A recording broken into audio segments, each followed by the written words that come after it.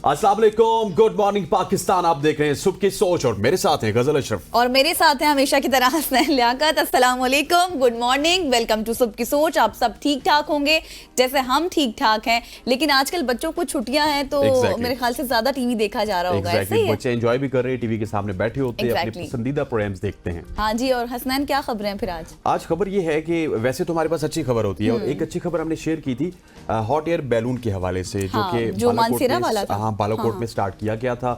उसकी बड़ी धूम थी सोशल मीडिया पे, लेकिन पिछले दिनों खबर ये आई कि वो वहाँ पुलिस की जानिब से उनके तमाम तर जो इक्विपमेंट है उसको हथिया लिया गया। तो हमने इसकी खोज लगाई। वैसे भी मेरा एक चक्कर लगा बालाकोट की तरफ, तो मैंने देखा कि जाके पूछूं, पुलिस थाने में भी गया तो वहां पे जाके हमने मालूम किया तो हॉट एयर बैलून को, क्योंकि उन्होंने एनओसी नहीं लिया था, उस एनओसी ना लेने की पादाश में उनको बंद किया गया। और जो पुलिस से हमारी बात हुई, उन्होंने ये कहा कि बेसिकली ये एक बड़ा हसास इलाका है जहाँ पे वो हॉट एयर बैलून चला रहे थे, और अगर उस बैलून को वहाँ से छोड़ दिया जाए तो वो वहाँ से मुजफ्फराबाद पहुँच सकता है, और मुजफ्फराबाद से होते हुए वहाँ से वो कश्मीर भी पहुँच सकता है और इंडिया भी पहुँच सकता है, मतलब इंडियन कश्मीर की बात कर रहा हूँ। तो इस वजह से एनओसी दरकार है, बहुत सारी प्रिकॉशंस दरकार हैं।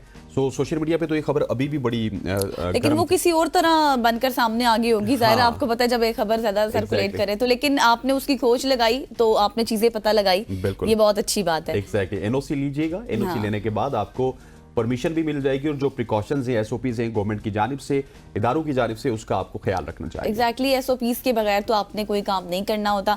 इसी तरह जी आज हमारे पास जिस तरह एसओपी की खबर के हवाले से हसनैन ने आपको बताया, तो बहुत सी खबरें इस रिलेटेड भी हैं आज हमारे पास।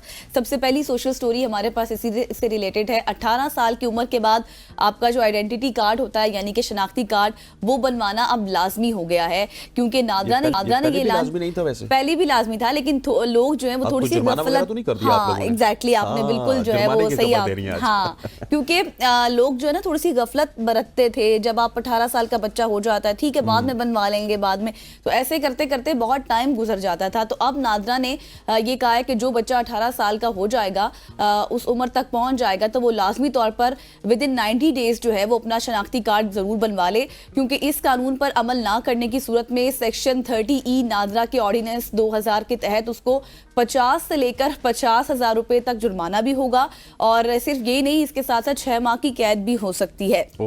तो ये जुर्माना है, इसलिए नादरा ने जो है ये कानून कहा है कि अब ये लागू होगा। नादरा ने इस अमल को आसान बनाने के लिए ऑनलाइन और रजिस्ट्रेशन मराकज पर सहूलत फराहम की है, ताकि लोग बर वक्त अपना शनाख्ती कार्ड हासिल कर सके। Good decision by NADRA. वैसे ये 50 से लेके 50,000 समझ नहीं आई। एक तरफ 50 रुपए, अगर एक शख्स को आप 50 रुपए का जुर्माना करेंगे तो वो तो कभी भी शनाख्ती कार्ड नहीं बनवाएगा। लेकिन ये है कि लोग अब इस डर से बना लेंगे, मुझे ऐसे लगता है कि ये होना चाहिए था कम से कम 10,000 से लेके 50 रुपए से जो शुरू किया ना, ये थोड़ा सा 50 रुपए के तो आजकल मूंगफली और छोले कोई नहीं देता। आपने 50 रुपए में शनाख्ती कार्ड का जुर्माना कर दिया, लेकिन लोग वैसे इसको भी मजाक में ले लेंगे कि 50 रुपए दे देंगे, नहीं बनवाते। एग्जैक्टली, लेकिन जिस तरह गजल ने बताया, ये बहुत ही इंपॉर्टेंट है। आपका कौमी शनाख्ती कार्ड आपके पास होना चाहिए। अक्सर बिल्कुल ठीक कहा आपने गजल के बहुत सारे लोग जो कि जवानी में पहुंच जाते हैं, बल्कि मिड 30s में भी पहुंच जाते हैं, जिनके पास आईडी कार्ड नहीं होता।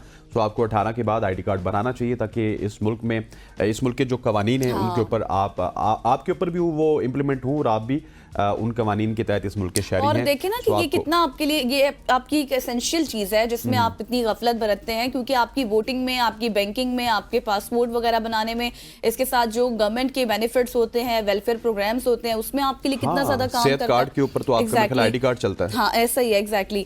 तो इसके ऊपर आप बिल्कुल जी, हम इसको अप्रिशिएट करते हैं जो नादरा की तरफ से डिसीजन आया है, ताकि लोग थोड़ा सा जो है ना वो चौकन्ना हो जाए, हाँ चौकन्ना हो जाए, और 50 रुपए से थोड़ा सा आगे बढ़े और 10,000 से 50,000 करें, ताकि लोग जल्दी से जल्दी उसको बनाएं। अच्छा, इससे पहले कि हम आगे बढ़े, मैं आपको बताना चाहता हूँ स्मोक के हवाले से मेरे पास बहुत ही अच्छी खबर है। अच्छा, स्मोक तो हमने बहुत डिस्कस किया ना, बहुत हालात खराब थे। इस दफा तो जितने हालात पाकिस्तान में खराब रहे, शायद पूरी दुनिया में इतने हालात हमने खराब नहीं देखे होंगे। आपने देखा होगा लाहौर, मुल्तान की बात की जाए तो वहां पे स्मोक का जो एयर इंडेक्स था, हमने पूरी दुनिया को बीट किया। इस हवाले से मेरे पास अच्छी खबर यह है कि पाकिस्तान का पहला स्मोक टावर बना लिया गया है। अच्छा, ये पाकिस्तान के किस शहर में बनाया गया ये मैं आपको बताता हूँ, और वो क्या क्या काम करेगा ये भी बताएं। ये पाकिस्तान के शहर लाहौर में मैमून भट्टी में अपना पहला एंटी स्मोक टावर पाकिस्तान ने नस्ब किया। पंजाब हुकूमत ने ये तजर्बाती टावर रोजाना 12 लाख मुकम मीटर हवा को साफ करने की सलाहियत रखता है। अच्छा। टावर इलेक्ट्रोस्टैटिक चार्जेस की मदद से आलूदगी के जर्रात को अपनी तरफ खींचता है और उन्हें रोक लेता है। हुकाम इस मंसूबे की कारकर्दगी पर नजर रखेंगे ताकि मुस्तकबिल में मजीद ऐसे टावर्स नस्ब किए जाएं और इम्कानात का जायजा लिया जाए ताकि ये इकदाम लाहौर में बढ़ती हुई फिजाई आलूदगी के मसले को हमेशा के लिए खत्म करे। और ये सिर्फ लाहौर में नहीं होना चाहिए गजल, मैं समझता हूँ कि मुल्तान में, फैसलाबाद में, जहाँ पे स्मोक हुई है, इस तरह के टावर्स होने चाहिए। जहाँ से स्मोक की वजह से जो शहर इफेक्ट हुआ है वहां पर इस तरह के टावर्स होने चाहिए। लेकिन खैर लाहौर से ये स्टार्ट किया गया तो हो सकता है कि इसको बाकी शहरों तक भी ले जाया जाए। और इसके काम भी यही है कि तमाम जो पोल्यूशन है वो अपने अंदर ये एब्जॉर्ब कर लेगा, जिसके नतीजे में ये होगा कि जितनी हमने देखी कि स्मोक से बीमारियां फैल रही थी उसमें बहुत ज्यादा खातिर ख्वाह हमें कमी देखने में आएगी। आगे बढ़ते हैं जी। एक बहुत ही खूबसूरत तस्वीर जो इस वक्त सोशल मीडिया पर सर्कुलेट कर रही है और वो बहुत कुछ बयान कर रही है। अगर मैं ये कहूँ कि 1000 कहानियां बयान करती है तो गलत नहीं होगा। ये तस्वीर एक ग्रेजुएट बेटी और उसके मेहनती वालिद के दरमियान ताल्लुक की बेहतरीन अक्कासी करती है।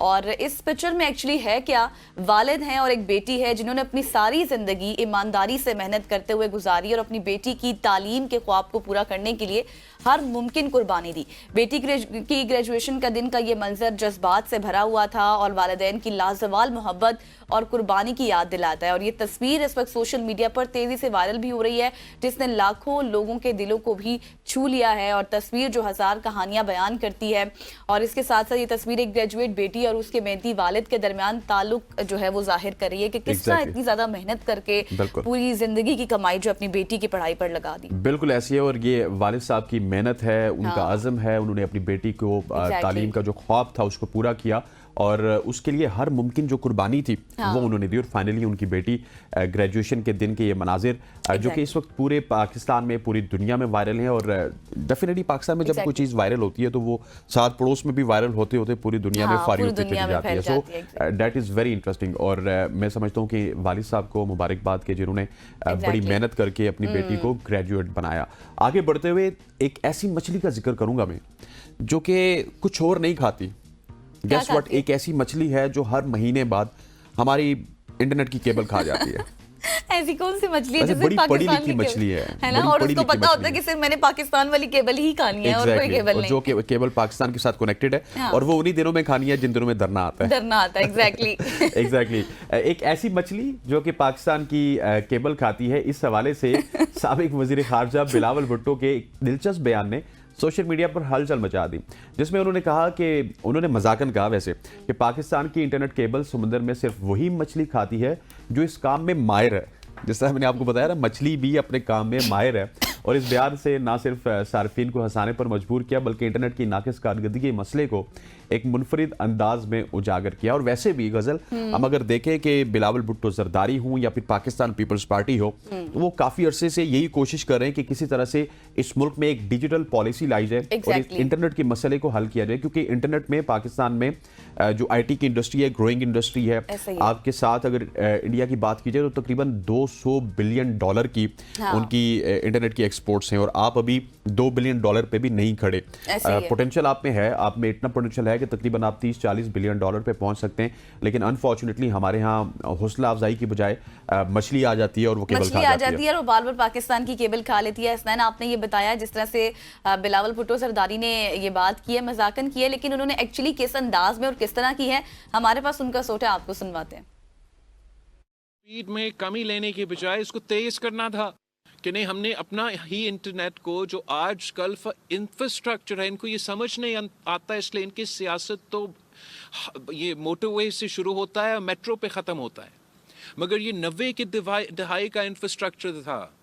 अब आप मुझे बताएं कि पाकिस्तान के इंटरनेट केबल्स में ऐसे क्या है कि जो हमारे समंदर के मछलियां हैं वो सिर्फ पाकिस्तान के इंटरनेट केबल्स खाते रहते हैं, वो भी जब भी इस्लामाबाद में कोई धरना हो, यहाँ भी पर ही उन्होंने की उन्होंने है। बात की है कि जब भी कोई वैसे धरना होता लिटरली है, मैंने ये पहले वाला क्लिप सुना था, नहीं ये सुना था डरने वाला नहीं सुना था। सुना था। लेकिन देखिए ना, एक बात एक्चुअल सी बात है कि और सब लोग इस बात पर हंसते ही हैं, चाहे वो पूरी दुनिया ही में पाकिस्तान का मजाक बन रहा है कि वही केबल धरनों के दिनों में सिर्फ पाकिस्तान के इंटरनेट वाली जो है उसको खाती है मछली, और मछली को पता भी है, इतनी सेंस भी है मछली में कि मुझे यही वाली केबल खानी है, बाकी कोई केबल नहीं और खानी। फिर मुझे लगता है कि एक और मछली भी है वहां पे, मावन मछली, जो कि गवर्नमेंट ऑफ पाकिस्तान की है, कि जब वो मछली केबल खाती है तो दूसरी मछली जाके धरने के बाद एकदम से केबल रिपेयर कर केबल देती लगा है। देती है। एग्जैक्टली ये बहुत ही मतलब मजाकिया अंदाज है जिस तरह से हमारे खुद रहनुमा भी अब ये बात कर रहे हैं। तो जो लोग इस तरह के इकदाम करते हैं उनको सोचना चाहिए थोड़ा सा ऐसे ही। एग्जैक्टली। आगे बढ़ते हैं जी। आगे बहुत अच्छा डिसीजन लिया गया है लाहौर हाई कोर्ट की जानिब से। इससे पहले वाला भी डिसीजन आपके साथ शेयर किया था। अब आपको बताएं कि गैर मुस्लिम जो है वो जायदाद नहीं ले सकते किसी भी मुस्लिम्स की। लाहौर हाई कोर्ट ने एक अहम फैसले में करार दिया है कि इस्लामी कानून के तहत गैर मुस्लिम किसी मुस्लिम रिश्तेदार की जायदाद में विरासत का हिस्सा नहीं ले सकते। ये फैसला गोजरा के एक जमीनी तनाजे के केस में सुनाया गया, जिसमें एक मुसलमान पोते ने अहमदी रिश्तेदार की जायदाद पर दावा किया था, और अदालत ने शरीयत के उसूलों का हवाला देते हुए फैसला दिया कि मुस्लिम विरासती कवानीन ही लागू होंगे जो मुस्लिम शरीयत एप्लीकेशन एक्ट 1937 में वजाहत किए गए हैं। मतलब कि अब ये होगा कि बेशक आपका कोई सक्सेसर है या कोई रिश्तेदार भी है, अगर वो गैर मुस्लिम है तो वो मुस्लिम की जायदाद नहीं ले सकता। बिल्कुल ऐसे है। और ये मेरा ख्याल है कि जो अदालत का फैसला है वो उन्होंने कुरान और सुन्नत की रोशनी में लिया होगा, और डेफिनेटली अदालत जब भी कोई फैसला करती है तो तमाम तर कवानीन को भी सामने रखती है। इस हवाले से अगर हम आगे जाएंगे, कोई डिटेल में सेगमेंट करना पड़ा जुमे वाले दिन, तो वो ज़रूर करेंगे कि ये वरासत किस तरह से हम तकसीम कर सकते हैं, क्या किसी गैर मुस्लिम का किसी मुस्लिम के ऊपर कोई वरासत का हक है या नहीं। उलमा अगर यहाँ पे मौजूद होंगे हमारे साथ तो इस हवाले से हम डिस्कस कर सकते हैं। करार दिया गया ये भी डिस्कस कर लेंगे। बिल्कुल ऐसी है। अब लाहौर हाईकोर्ट का आपने जिक्र किया तो मेरे पास भी लाहौर हाईकोर्ट के हवाले से खबर है। अच्छा। खबर यह है कि अगर आपने स्कूल बनाना है तो आपको इजाजत तब मिलेगी जब आप स्कूल बस भी सामने रखेंगे। तो ये बात तो अच्छी है, बहुत अच्छा फैसला है, क्योंकि लाहौर हाईकोर्ट के इस फैसले पर अब अमल दरामद होना शुरू हो चुका है। लाहौर हाईकोर्ट ने नए स्कूलों की रजिस्ट्रेशन के लिए स्कूल बस पॉलिसी के नफाज के साथ उसको मशरूत कर दिया। अदालत ने सेक्रेटरी स्कूल्स को हुक्म दिया है कि 30 दिसंबर तक इस पॉलिसी पर मुकम्मल रिपोर्ट पेश कर दें। जस्टिस शाहिद करीम ने हिदायत दी कि बच्चों की हिफाजत को यकीनी बनाने के लिए अब आपको बसेस को भी यकीनी बनाना पड़ेगा, और अगर आप किसी स्कूल की रजिस्ट्रेशन का अमल पास करवाना चाहते हैं, उसका एनओसी लेना चाहते हैं, उसकी मंजूरी लेना चाहते हैं, तो उसके लिए आपको बस को भी सामने रखना होगा। पहले आपको इवेंचुअली आप कह ये सकते हैं कि पहले आपको बस खरीदनी है और उसके बाद आपने स्कूल की रजिस्ट्रेशन करवानी है। अच्छा, आपको याद होगा कि हमने अपने इसी तरह सोशल स्टोरीज में इससे पहले ये खबर शेयर की थी कि स्कूल बसेस जो हैं वो शुरू की जाएंगी, लेकिन अदालती जो हुक्म था उस पर अमल दरामद नहीं किया गया था। अब ये दोबारा से समाअत हुई है और स्ट्रिक्ट ऑर्डर्स आए हैं कि 30 दिसंबर यानी कि आज तक जो है इसकी मुकम्मल रिपोर्ट जमा कराएं, उसके बाद दोबारा से समाअत होगी। और ये कहा गया है कि रजिस्ट्रेशन को रोक दिया जाए, और जब रजिस्ट्रेशन को रोक दिया जाएगा पहले बसेस शुरू करें बच्चों के लिए, उसके बाद रजिस्ट्रेशन कराएं। तो अब ये रजिस्ट्रेशन तभी होगी जब आप बसेस को स्टार्ट करेंगे, वरना आपको बहुत ज्यादा मुश्किलात का सामना करना पड़ सकता है। तो जी ये लाहौर हाई कोर्ट के कुछ ऑर्डर्स थे जो हमने आपके साथ शेयर किए। आगे बढ़ते हैं। आगे बहुत हमारे पास जो है जबरदस्त और दिलचस्प स्टोरी है। कोरियाई साइंसदानों के इनकलाबी माइक्रो रोबोट्स उन्होंने तैयार कर लिए हैं। कोरिया के जो साइंसदान है उन्होंने, ठीक है, माइक्रो कितने, चींटी जितने? हाँ, शायद चूंटी जितने ही होंगे, ये मैं आपको बताती हूँ पढ़ के। तो जी बात कुछ यूं है कि चूंटियों की ताकत और उनकी चालाकी से मुतासिर होकर ऐसे माइक्रो रोबोट्स तैयार किए हैं जो वजन भी उठा सकते हैं, फेंक भी सकते हैं कोई चीज़, और जितनी भी जो उनके इर्द गिर्द रुकावटें होंगी उनको भी हटाने की सलाहियत रखते हैं। और ये छोटे छोटे रोबोट्स हैं, ना सिर्फ तलाश और बचाव मिशंस में मददगार साबित होंगे बल्कि तिबी अमल और दीगर शोबों में भी इनकलाबी तब्दीलियां ला सकते हैं। और इन रोबोट्स की पेचीदा माहौल में हरकत करने की सलाहियत रोबोटिक्स और ऑटोमेशन की दुनिया की एक नया रुख भी दे सकती है। क्या बात है जी, आपने जो स्टोरी सुनाई तो मैं महव हो गया था कि ये रोबोट्स पाकिस्तान में कब बनेंगे। कि दुनिया में हम देखते हैं स्टोरीज इस तरह की शेयर करते हैं कि बहुत सारे होटल्स में अब वेटर्स इंसान नहीं है बल्कि वो रोबोट्स हैं। बहुत सारी और टेक्नोलॉजी है जहाँ पे रोबोट्स काम कर रहे हैं, और अब ये चींटियों की मदद से एक ऐसा माइक्रो रोबोट तैयार किया गया है जिस के हवाले से अभी गज़ल आपको बता रही थी। और अल्लाह करे कि ये स्टोरीज हमारा शेयर करने का मकसद ये होता है कि किसी न किसी साइंसदान के जहन में भी ये पड़े, हुकूमत वालों के जहन में भी ये पड़े, और हम भी इसी तरह से डिजिटलाइजेशन की तरफ जाएं या फिर रोबोट्स की तरफ जाएं, टेक्नोलॉजी और एआई की तरफ जाएं जिस तरह दुनिया बढ़ रही है। ख़वातीन हज़रात, ये थी हमारी आज की शॉर्ट स्टोरीज तो चाहता है। एक शॉर्ट सी कमर्शियल ब्रेक के बाद वापस आते हैं। स्टे विद अस।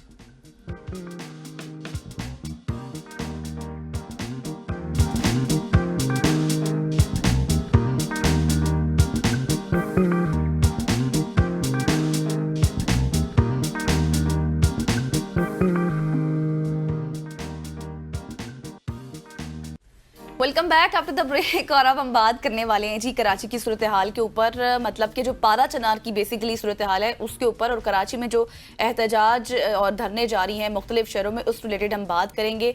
और हुआ कुछ यूँ है कि पारा चनार के इलाके कुरम में जारी अबतर सूरत हाल और अमवात के खिलाफ एहतजाज ने मुल्क के मुख्तलिफ शहरों को अपनी लपेट में ले लिया है इस वक्त। और पारा चनार वाक़े पर कराची समेत सिंध भर में जारी एहतजाज के हवाले से IG ऑपरेशन रूम की रिपोर्ट मंजर आम पर आ गई है। और उस रिपोर्ट के मुताबिक सिंध के मुख्तलिफ इलाकों में एहतजाज की शिद्दत में कमी देखने को मिली है। और कराची में 17 मकामात पर मुजाहरे और धरने किए जा रहे थे, जिनमें से 5 मकामात पर एहतजाज अब खत्म हो चुका है, जबकि 12 मकामात पर मुजाहरे अभी भी जारी हैं, जिनमें हैदराबाद, मटियारी, टंडो मोहम्मद खान और सखर में तमाम एहतजाजी मुजाहरे खत्म हो चुके। और रिपोर्ट में इसके साथ साथ ये भी बताया गया है कि मुख्तलिफ अजला में मुतअद्दिद अहम शाहराहों पर धरने दिए गए थे, जिनमें नुमाइश, इसके साथ साथ कामरान चुरंगी, शहराए फैसल और अंचोली शामिल है। ताहम बास मकामात पर एक ट्रैक खुला रखा गया है ताकि शहरियों को कम से कम मुश्किलात का सामना करना पड़े। बिल्कुल ऐसी इसी हवाले से जानते हैं, हमारे साथ मौजूद है कराची से हमारे कॉरेस्पॉन्डेंट इसरार मुगीरी। इसरार दीगा, किस तरह के हालात हैं और जो पारा चिनार का वाकया है इसको अब आप ये कह सकते हैं कि पूरे मुल्क में हमें एहतजाज देखने को मिल रहा है, लेकिन सबसे ज़्यादा हमें सिंध से या कराची से रिपोर्ट हुए, अब क्या सूरत हाल है एहतजाज की? जी बिल्कुल, पारा चिनार की जो सूरत हाल है उसके हवाले से मुख्तलिफ शहरों की तरह कराची में भी जो है एहतजाजी मुजाहरे शुरू किए गए, जबकि इब्तदाई तौर पर कराची में नुमाइश चौरंगी से जो एहतजाजी धरने हैं उनकी शुरुआत हुई और उसके बाद इसमें इजाफा होते मुकम्मल तौर पर पूरे शहर में 10 से ज़ायद मकामात पर जो है ये एहतजाज किया जा रहा था, जिसमें जो तादाद जो है वो 15 से 16 जगह मकामात पर जा पहुंची थी। इसके बाद कराची एयरपोर्ट पे जाने वाली जो सड़क है मेन शाहरा फैसल, कामरान चौरंगी, जो है नुमाइश चौरंगी से ही शुरुआत हुई और उसके अलावा दीगर मकामात पर भी जो है ये एहतजाज किया गया, जिसमें शाहरा फैसल, नादा खान पुल, कामरान चौरंगी, गुलिस्तान जोहर, मलीद 15, नेशनल हाईवे, अबुल अस्वानी रोड, आबाद town, Samama shopping centre, university road, 5 star Chowrangi, Nazimabad, Surjani town, Shamsuddin Azimi road, Ancholi Shahrah Pakistan, Korangi 2.5 number, steel town मोड़, national highway, Nawab Sadiq Khan road, Nazimabad number 1 और university road, safari park, power house Chowrangi, north Karachi, जबकि आयशा मंजिल, RC और ओल्ड जो रजविया गोलीमार गुलबहार का इलाका है, ये तमाम वो इलाके शामिल हैं जिनमें ये एहतजाजी जो धरने हैं वो दिए जा रहे हैं, जिसके बायस शहर का जो ट्रैफिक का निजाम है वो मुकम्मल तौर पर जो है वो मफलूज हो गया है। शहरी जो है वो सफर तो कर रहे हैं लेकिन शहरी अच्छा इसरार, इससे पहले कि हम अल्लामा मलिक गुलाम अब्बास साहब की तरफ चलें, वो भी हमारे साथ मौजूद है। गवर्नमेंट की जानिब से इस तरह के फिगर्स आ रहे हैं गजल कि शायद एहतजाजी धरनों को खत्म कर दिया गया, एहतजाज काफी हद तक खत्म हो गए, क्या वाकई ये खत्म हुए हैं कि अभी भी जारी हैं? इसरार, आप से सवाल था मेरा। जी बिल्कुल, एक मकाम पर एहतजाज आज खत्म किया गया है। अब जो है वो कराची एयरपोर्ट के करीब जो नाता खान पुल के पास एहतजाज किया जा रहा था, जिसकी वजह से शाहरा फैसल एक मेन ऐसी शाहरा है कराची की जिसके बंद होने के बाद मुकम्मल तौर पर कराची का जो ट्रैफिक का निजाम है वो मफलूज हो जाता है। 2 शाहरा बड़ी अहमियत रखती है कराची में, शाहरा फैसल, दूसरी शाहरा कायदीन और शाहरा पाकिस्तान, ये 3 ऐसी शाहरा हैं जिन पर सारा निजाम कराची के ट्रैफिक का अगर ऐसा कह सकते हैं कि वो चलता है और सबसे ज्यादा बर्डन शाहरा फैसल पर ही होता है ट्रैफिक का। वहां जरूर एक मकाम पर एहतजाजी जो धरना था वो पुलिस और मुज़ाकरात जो है वो कामयाब हुए। का गुज़िश्ता रोज भी रात को additional IG Karachi police chief Javed आला बोर्डो, कमिश्नर और लोकल इंतजामिया की जानिब से नुमाइश जो मरकजी कैंप लगाया गया है नुमाइश के मकाम पर, वहाँ जो है पहुंचे और उसके बाद मुज़ाकरात भी हुए और वो मुज़ाकरात आप हमारे साथ ही रहे, आपसे मजीद भी इस मुतालिक पूछते हैं, लेकिन अभी हमारे साथ मौजूद है अल्लामा मलिक गुलाम अब्बास साहब, रहनुमा वहदत मजलिस मुस्लिमीन कराची से। Thank you for joining us. Allama साहब, ये बताएं कि जो अब ये एहतजाज के पेश नज़र हम देखिए सारी सूरत हाल, कहीं पर एहतजाज रुक गया है, कहीं पर किया जा रहा है, क्या कोई मजहबी जमात मुज़ाकरात भी कर रही है? अस्सलाम वालेकुम। वालेकुम। मुज़ाकरात सिर्फ पारा चनार में होंगे, ये हमने पहले वाज़े किया है कि यहाँ पे जितने भी धरने हो रहे हैं वो पारा चनार के मजलूमीन की हिमायत में हो रहे हैं। पूरे पाकिस्तान में कहीं भी मुज़ाकरात नहीं होंगे, सिर्फ पारा चनार में होंगे। पारा चनार के मोमिनीन जब तक धरने पर मौजूद हैं, कराची के तमाम धरने अपनी जगह मौजूद रहेंगे और उनकी हिमायत में मौजूद रहेंगे। जब तक वो वहां से नहीं उठते, जब तक वो ऐलान नहीं करते, कराची के धरने अपनी जगह मौजूद रहेंगे। हाँ, एक चीज है कि हम मजलूम हैं और हम किसी पर जुल्म नहीं करना चाहते। हमने धरना दिया है, किसी का रास्ता नहीं रोका है। आप देखें कि मुख्तलिफ वीडियोज आ रही हैं जिसमें एम्बुलेंसेस को एक रास्ता दिया जा रहा है। हम मजलूम हैं, हमारे रास्ते बंद किए गए हैं, तो हम वो अमल दोहराना नहीं चाहते कि जो हमारे साथ वहां पे किया गया है वो हम यहाँ कराची में अपने भाइयों, पाकिस्तान के शहरियों, कराची के शहरियों के साथ करें। हमने धरना जरूर दिया है, हमने अपना एहतजाज जरूर रिकॉर्ड करवाया है। हम एक सड़क पर मौजूद हैं, दूसरी सड़क, तीसरी, चौथी, जितने भी रास्ते हैं चौरंगियों पे, वो तमाम के तमाम खुले हैं। मुसाफिर भी आ जा रहे हैं, गाड़ियां भी आ जा रही हैं और इसी तरह मरीजों की एम्बुलेंसेस भी आ जा रही हैं। ठीक हो गया। अलामा साहब, ये बताइएगा कि पारा चनार की सूरत हाल तो हमारे सामने है, वहाँ पे केपी गवर्नमेंट दावे तो बहुत ज़्यादा करती है, लेकिन इस हवाले से हमने कोई सीरियस एफर्ट वफाक की जानिब से अभी तक देखने को नहीं मिली। क्या वजह है कि इतने हसास मामले पे वफाक चुप है? जी, इस वक्त तमाम हुकूमतें एक ही पेज पर हैं, वो बिल्कुल सीरियस नहीं है। ऐसे लगता है कि जैसे उनके कान पर जूं तक नहीं रेंग रही, मजलूमों का खून उन्हें नजर नहीं आता कि किस तरह से मजलूमों का खून बहाया गया। और फिर देखिए कि गुज़श्ता 3 महीने हो गए हैं वहां का रास्ता बंद है। अब पाकिस्तान के अंदर वो जमाना नहीं रहा कि जब लोग अपनी गंदम उगाते थे और खाते थे। अब तमाम चीजें कंपनीज बना रही हैं और वो हम पाकिस्तान में यूज करते हैं। इसी तरह वहाँ पे न तेल है, न घी है, न आटा है, न नमक है, न मिर्च है, बुनियादी अशिया ज़रूरिया। वहाँ पे इस शदीद सर्दी में माइनस टेम्परेचर है, उसमें भी वहाँ पर ना ईंधन है। ईंधन के तौर पे गैस ले लीजिए, बिजली, पानी, आप पेट्रोल ले लीजिए, डीजल ले लीजिए, या खुश्क लकड़ियाँ जलाने के जो काम आती हैं वो तक वहाँ पे मौजूद नहीं है। और ऑक्सीजन नहीं है, अद्वियात नहीं है। फैसल ईदी साहब ने वापस आकर बताया था ARY न्यूज के प्रोग्राम में कि वहां पर अद्वियात नहीं है, लेकिन हमारे हुक्मरानों को न जाने क्यों समझ नहीं आता, क्यों नजर नहीं आता कि वहां पे भी कोई इंसान बसते हैं और वो इंसान 3 महीने से मुसलसल महसूर है। जी, अच्छा अलामा साहब, अब मसला ये है कि जिस तरह से आप कह रहे हैं कि धरने जो है वो जारी रहेंगे और मुज़ाकरात जो है वो सिर्फ पारा चनार में होंगे, लेकिन मसाइल का हल तो मुज़ाकरात ही है ना। अब कब से ये धरने जारी हैं, लोगों को भी मुश्किलात का सामना है। जिस तरह से रिपोर्ट्स हमारे सामने आ रही हैं, आप तो कह रहे हैं कि एम्बुलेंसेस वगैरह को जगह दी जा रही है, मसाइल हल हैं, लेकिन उसके बावजूद हम देख रहे हैं कि जो आमदोरफ्त है वो थोड़ी सी मुतासिर है, लोगों को मुश्किलात का सामना किसी हद तक है। तो अब आप क्या समझते हैं कि अब आगे इसका हल क्या है, मुज़ाकरात कब तक होंगे फिर? देखिए, हमने डिमांड की है और हुकूमत से डिमांड की है। अब डिमांड हुकूमत ने पूरी करनी है। वो डिमांड क्या है कि एक 25-20 किलोमीटर का रास्ता है जिसमें मोर्चे बनाए हुए हैं दहशतगर्दों ने, तालिबान ने और इसी तरह दीगर तकफीरी अनासिर वहां पर जमा है। आप देखें कि कॉन्वॉय हुकूमत की सिक्योरिटी में जा रहा था, आगे भी हुकूमत की गाड़ियां, पीछे भी, और दरमियान में भी रियासती इदारों की गाड़ियां, लाइन फोर्समेंट की गाड़ियां थी। उनके बावजूद हमें यकीन दिलाया गया कि आप अकेले ना जाएं, हमारी सिक्योरिटी में जाएं, हम आपके मुहाफिज हैं। हमने हुकूमत पर भरोसा किया, इदारों पर भरोसा किया, और हमारे बच्चे, औरतें, बूढ़े, जवान सफर कर रहे थे।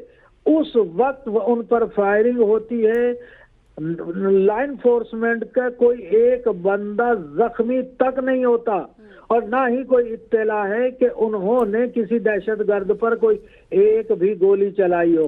कौन मरता है? औरतें मरती हैं, बच्चे मरते हैं, मुसाफिर, बूढ़े, जितने भी लोग हैं वो मरते हैं। लाइन फोर्समेंट जिनके भरोसे पर गए थे, जिनके ऊपर एतमाद करके गए थे, उनके साथ ऐसा कुछ भी नहीं होता। तो क्या हम जाने, हम क्या समझें? बिल्कुल ऐसी है अलामा साहब। अच्छा इसरार, ये बताइएगा कि गवर्नमेंट जिस तरह एहतजाज को कम करने की बात करी, एहतजाज कम हो चुके हैं, आपकी कोई गवर्नमेंट एहलकारों से बात हुई है कि मुज़ाकरात के हवाले से कितने सीरियस हैं, क्या डेवलपमेंट्स हो रही हैं?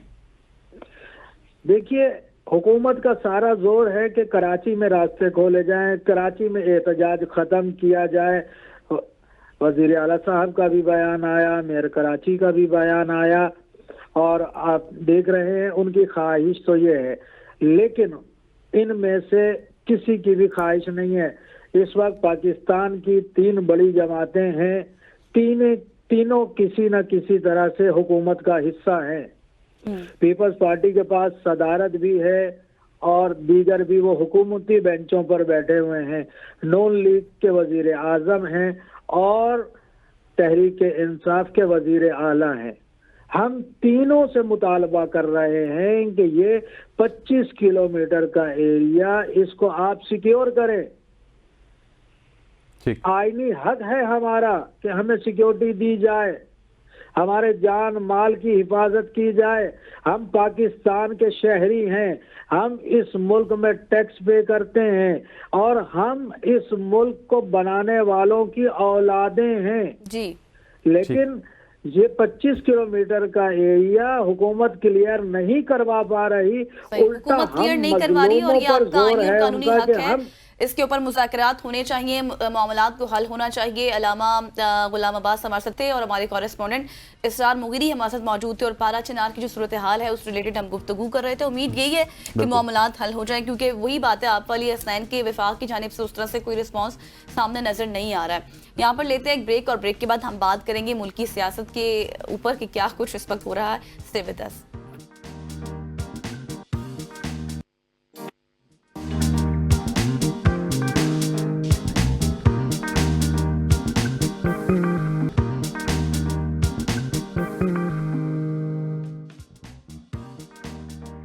Welcome back after the break, और अब हम बात करेंगे पाकिस्तान की सियासी फिजा एक बार फिर गर्मा गर्म हो चुकी है, जहां मुख्तलिफ सियासी रहनुमा अहम मौज़ूआत पर अपने बयानात तो दे रहे हैं, लेकिन मौलाना फजल रहमान ने पेशावर में गैर रस्मी गुफ्तगू के दौरान इमरान खान के साथ मुलाकात के इम्कान को सोच समझ कर फैसला करने की बात की है कि अगर वो चाहते हैं मिलना तो हम फिर इसके ऊपर सोचेंगे। जबकि खैबर पख्तूनख्वा की सूरत हाल, मदारिस की रजिस्ट्रेशन और 26वीं यानी तरमीम पर अपनी पार्टी के मौक़िफ़ को भी वाज़े किया गया है। दूसरी तरफ हुकूमती इत्तेहाद चेयरमैन पब्लिक अकाउंट्स कमेटी के इंतखाब के लिए पीटीआई को 4 नामों का पैनल भेजने पर जोर दे रहा है, लेकिन अपोजिशन की ताखीर एक नया मसला भी खड़ा कर रही है। बिल्कुल ऐसी है। और लाहौर में बात की जाए तो ख्वाजा साद रफीक ने अपने खिताब में पाकिस्तान की सियासी और समाजी सूरत हाल पर शदीद तहफ़्फ़ुज़ात का इजहार करते हुए मुज़ाकरात की ज़रूरत और कौमी कमेटी की तश्कील का मुतालबा किया। उनके मुताबिक मौजूदा सियासी बुरहानों से निकलने के लिए मुख्तलिफ सियासी दड़ों को शामिल करना नागुज़ीर है। इन तमाम तर बयानात और हालात को पेश नज़र रखते हुए सवाल उठता है कि क्या पाकिस्तान की सियासत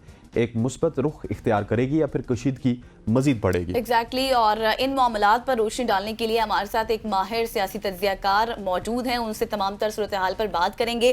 जाहिद हुसैन साहब वेलकम टू सुबह की सोच, बहुत शुक्रिया आपके वक्त देने के लिए। सबसे पहला सवाल तो हम अगर मुज़ाकरात से शुरू करें तो गलत नहीं होगा, क्योंकि तमाम जो इस वक्त सर्कल है वो मुज़ाकरात के गिर्द ही घूम रहा है कि कल मैं सुन रही थी राना सनाउल्लाह साहब भी ये बयान दे रहे थे कि नवाज शरीफ, आसिफ अली जरदारी और इमरान खान साहब अगर ये तीनों बैठ जाएं तो मामलात का हल निकल सकता है, मुज़ाकरात हो जाएंगे, सेटल डाउन चीजें हो जाएंगी। कितनी काबिल अमल ये बयान है उनका, आपको क्या लगता है? देखिए, इसमें कोई शक नहीं है कि इस वक्त पाकिस्तान का जो सियासी बुहरान है वो बातचीत के नतीजे में हल हो सकता है। और अच्छी बात होती है कि सियासी जमातें आपस में बात करें, लेकिन सबसे बुनियादी चीज़ ये आती है किस मसले पे बात करेंगे। एक तो ये बात हुई, और दूसरी बात ये है कि खुद सियासी जमातों के पास कितनी स्पेस मौजूद है। ये सनाउल्लाह साहब भी बारहा ये भी कह चुके हैं कि हमारे पास जो है इतनी वो नहीं है, हमें अपनी जो है जिसको कहते हैं स्पेस, सियासी स्पेस नहीं है, बल्कि हम खुद किसी के मजनून मिन्नत हैं। तो मसला ये आता है कि जब ये सूरत हाल बन के आती है तो फिर ये सवाल पैदा होता है कि मुज़ाकरात किस लिए और किस वजह से और क्या उनका ऑब्जेक्टिव है। अगर देखा जाए तो पाकिस्तान का सबसे बड़ा मसला क्या है वो देखने की बात है, उसके बाद ही बातचीत कहीं पे आगे जा सकती है। सबसे बुनियादी चीज यही आती है कि अगर आप इलेक्शन की लेजिटिमेसी नहीं रख सकते हैं, असल तो वहीं से सारा क्राइसिस तो शुरू वहीं से होता है कि जब आप इंतखाबात करते हैं और इंतखाबात के जो नताइज होते हैं वो उससे मुख्तलिफ होते हैं जो लोगों की राय होती है, तो उसके बाद जो है फिर आप क्या है मज़ाकरात के टेबल पे भी आ जाए, लेकिन जो वही कहते हैं कि असल मसला जो है वहीं का वहीं रह जाता है। तो मैं समझता हूं कि अगर सियासी जमातों का बैठना है तो दो चीज़ों पे बैठ के बात करनी है। एक तो ये था कि जो है इलेक्शन की जो क्रेडिबिलिटी है उसको बहाल किया जाए। दूसरी तरफ ये आती है कि जो पार्लियामेंट के अंदर सारी बातें हों, पार्लियामेंट से बाहर जो ताकतें अगर आप उसकी मदद लेते हैं तो फिर जो है वो निज़ाम नहीं चल सकता है। और यही वजह हम देखते हैं कि एक हुकूमत आती है, चली आती है, दूसरी हुकूमत आती है, वो फिर जो है फिर देखती है आर्मी की तरफ, और इस तरह से हम जो है एक साइकिल के गिर्द घूमते रहते हैं। और यही चीज़ हमारी सियासी एक लिहाज से जो हम कहते हैं कि वो मुस्तकिल है, पाकिस्तान एक परपीचुअल पॉलिटिकल क्राइसिस में है। तो उसकी बुनियादी वजह जो है जब तक हम तलाश नहीं करेंगे इस किस्म के मुज़ाकरात होते रहेंगे और उसका कोई नतीजा नहीं निकलेगा। लेकिन जाहिर साहब जो आपने पॉइंट रेज किया that is very valid point कि इलेक्शन की क्रेडिबिलिटी के ऊपर बात होनी चाहिए, लेकिन अगर हम इलेक्शन की क्रेडिबिलिटी के ऊपर बात करेंगे तो फिर ये गवर्नमेंट तो आपको वो बात नहीं करने देगी, क्योंकि ये अगर उसकी क्रेडिबिलिटी के ऊपर बात करेंगे या वो फिर साल पहले जो इलेक्शन हुए थे उनकी तरफ जाएंगे तो ये तो खुद घर चले जाएंगे। देखिए बात असल में यही आती है कि क्या हम सिर्फ इन हालात को है उस पर बात करना चाहते हैं। देखिए पाकिस्तान का जो मसला जो है बहुत ज़्यादा गहरा है, सियासी जिसको कहते हैं क्राइसिस जो है उसकी वजह जो है जब तक नहीं करेंगे जब तक हम इसी किस्म के उसमें फैलते जाएंगे। देखिए इससे पहले भी मैं नहीं कहता हूँ कि सिर्फ ये 8 फरवरी के इलेक्शन मुतनाज़ा हैं, बल्कि पाकिस्तान की तारीख में देखा जाए तो कोई इलेक्शन ऐसा नहीं है जो कि गैर मुतनाज़ा कहला सके। तो वजह क्या है इसकी? और वही तमाम बुनियाद जो है किसी पाकिस्तान में मुस्तकिल जो हम सियासी एक उसके हिजान के शिकार रहते हैं उसकी वजह यही रहती है। और सबसे बड़ी आज जो सूरत हाल है उसकी जो सबसे बड़ी वजह यही आती है। तो पहले सवाल ये करना चाहिए कि क्या सियासी जमातें या क्या हमारे यहाँ बदकिस्मती यही है कि जो भी सियासी पार्टी जो इख्तिदार में होती है तो फिर जो है वो कहीं और देखती है, पार्लियामेंट के बाहर की ताकतों पर इंसार उसका होता है। और जब पार्लियामेंट से बाहर होती है, जब हिज़्ब इख्तिलाफ में होती है तो फिर जो है वो जमहूरियत का राग अलापती है। तो मेरा ख्याल ये है कि पहले तो हम ये तय करें कि क्या पाकिस्तान का मुस्तकबिल क्या होगा, कौन सा निज़ाम हुकूमत होना चाहिए। अगर जमहूरियत है तो जमहूरी तरीके से चलना चाहिए, और अगर एक जमहूरी तरीका अगर हो जाता है, जैसे फ़र्ज़ कीजिए कि इलेक्शन होते हैं जिसका गैर मुतनाज़ा होते हैं, ठीक है थोड़ी बहुत वो हो सकती है उस पर तनाज़ा हो सकता है, लेकिन ये कि ब्रॉडली जो है अगर उसकी हैसियत तस्लीम की जाती है तो उसके बाद एक और भी फैसला करना चाहिए कि पूरा ताकत का सरचश्मा इलेक्टेड पार्लियामेंट होनी चाहिए। और अगर ये चीज़ तय हो जाती है बुनियादी तौर पर सियासी जमातों को, तो मैं समझता हूँ कि फिर इस मुल्क के अंदर सियासी इस्तेहकाम की तवक्का की जा सकती है, वरना नहीं। बातचीत तो होती रहेगी। आप देखें एक तरफ बातचीत हो रही है, दूसरी तरफ जो है उसी किस्म की जो है वो इल्ज़ामात लग रहे हैं। तो मैं समझता हूँ कि फिर यही होगा कि एक वक्त का ज़ाया होगा, इस किस्म की मज़ाकरात उसका हल कोई नजर नहीं आता है मुझे। अच्छा जाहिद साहब, फिर आप क्या समझते हैं कि गुंजाइश कैसे निकलेगी, क्योंकि दोनों की बका का मसला है। अगर हम देखें तो अब ये हमने पाकिस्तानी सियासत को इस नहज पर पहुंचा दिया कि अगर एक वज़ीर आज़म है तो दूसरा जेल में होगा, यही चीजें चलती आ रही हैं। और दूसरी बात यह है कि क्योंकि एब्सोल्यूट्स में से है, अगर हम बात ये अब देखें जिस तरह से मुज़ाकरात की आप बात भी कर रहे हैं कि अगर गवर्नमेंट थोड़ा सा रिलीफ देती है इमरान खान साहब को तो वो फिर पॉलिटिकल स्पेस गेन कर लेंगे, ऐसा हुकूमत क्यों चाहेगी। अगर दूसरी तरफ देखें कि अगर खान साहब ये चाहते हैं कि थोड़ा सा चले सिस्टम चलने दे, उनका बयान जो है नैरेटिव जो है हुकूमत का मान भी लेते हैं कि 2-2.5 साल ये सिस्टम चलने दे, उसके बाद कोई डील हो जाए, तो फिर ऐसे इमरान खान साहब का जो नैरेटिव है वो ज़मीन बुर्द हो जाएगा। तो गुंजाइश कैसे निकल सकती है अब फिर? नहीं, गुंजाइश सिर्फ यही बात आती है, क्या पहले सियासी जमातें, चाहे वो इमरान खान साहब की पार्टी हो या जो है इस वक्त हिज़्ब इक़्तिदार हो, तो दोनों को ये समझना चाहिए कि देखें ये दोनों इसी का शिकार है। जैसे अभी आपने कहा कि एक वज़ीर आज़म जेल में होता है, दूसरे वक्त फिर बाहर होता है इक़्तिदार से। अभी देखें 4 साल पहले नवाज शरीफ साहब जेल में थे, आज नवाज शरीफ साहब की पार्टी उन्हीं ताकतों पे भरोसा करके इक़्तिदार में आई है जिसको वो उसके मुताबिक तनकीद किया करते थे। और इसी तरह से इमरान खान साहब के लिए भी ये है कि जब इक़्तिदार में थे तो वो भी उन्हीं के गिन गाते थे।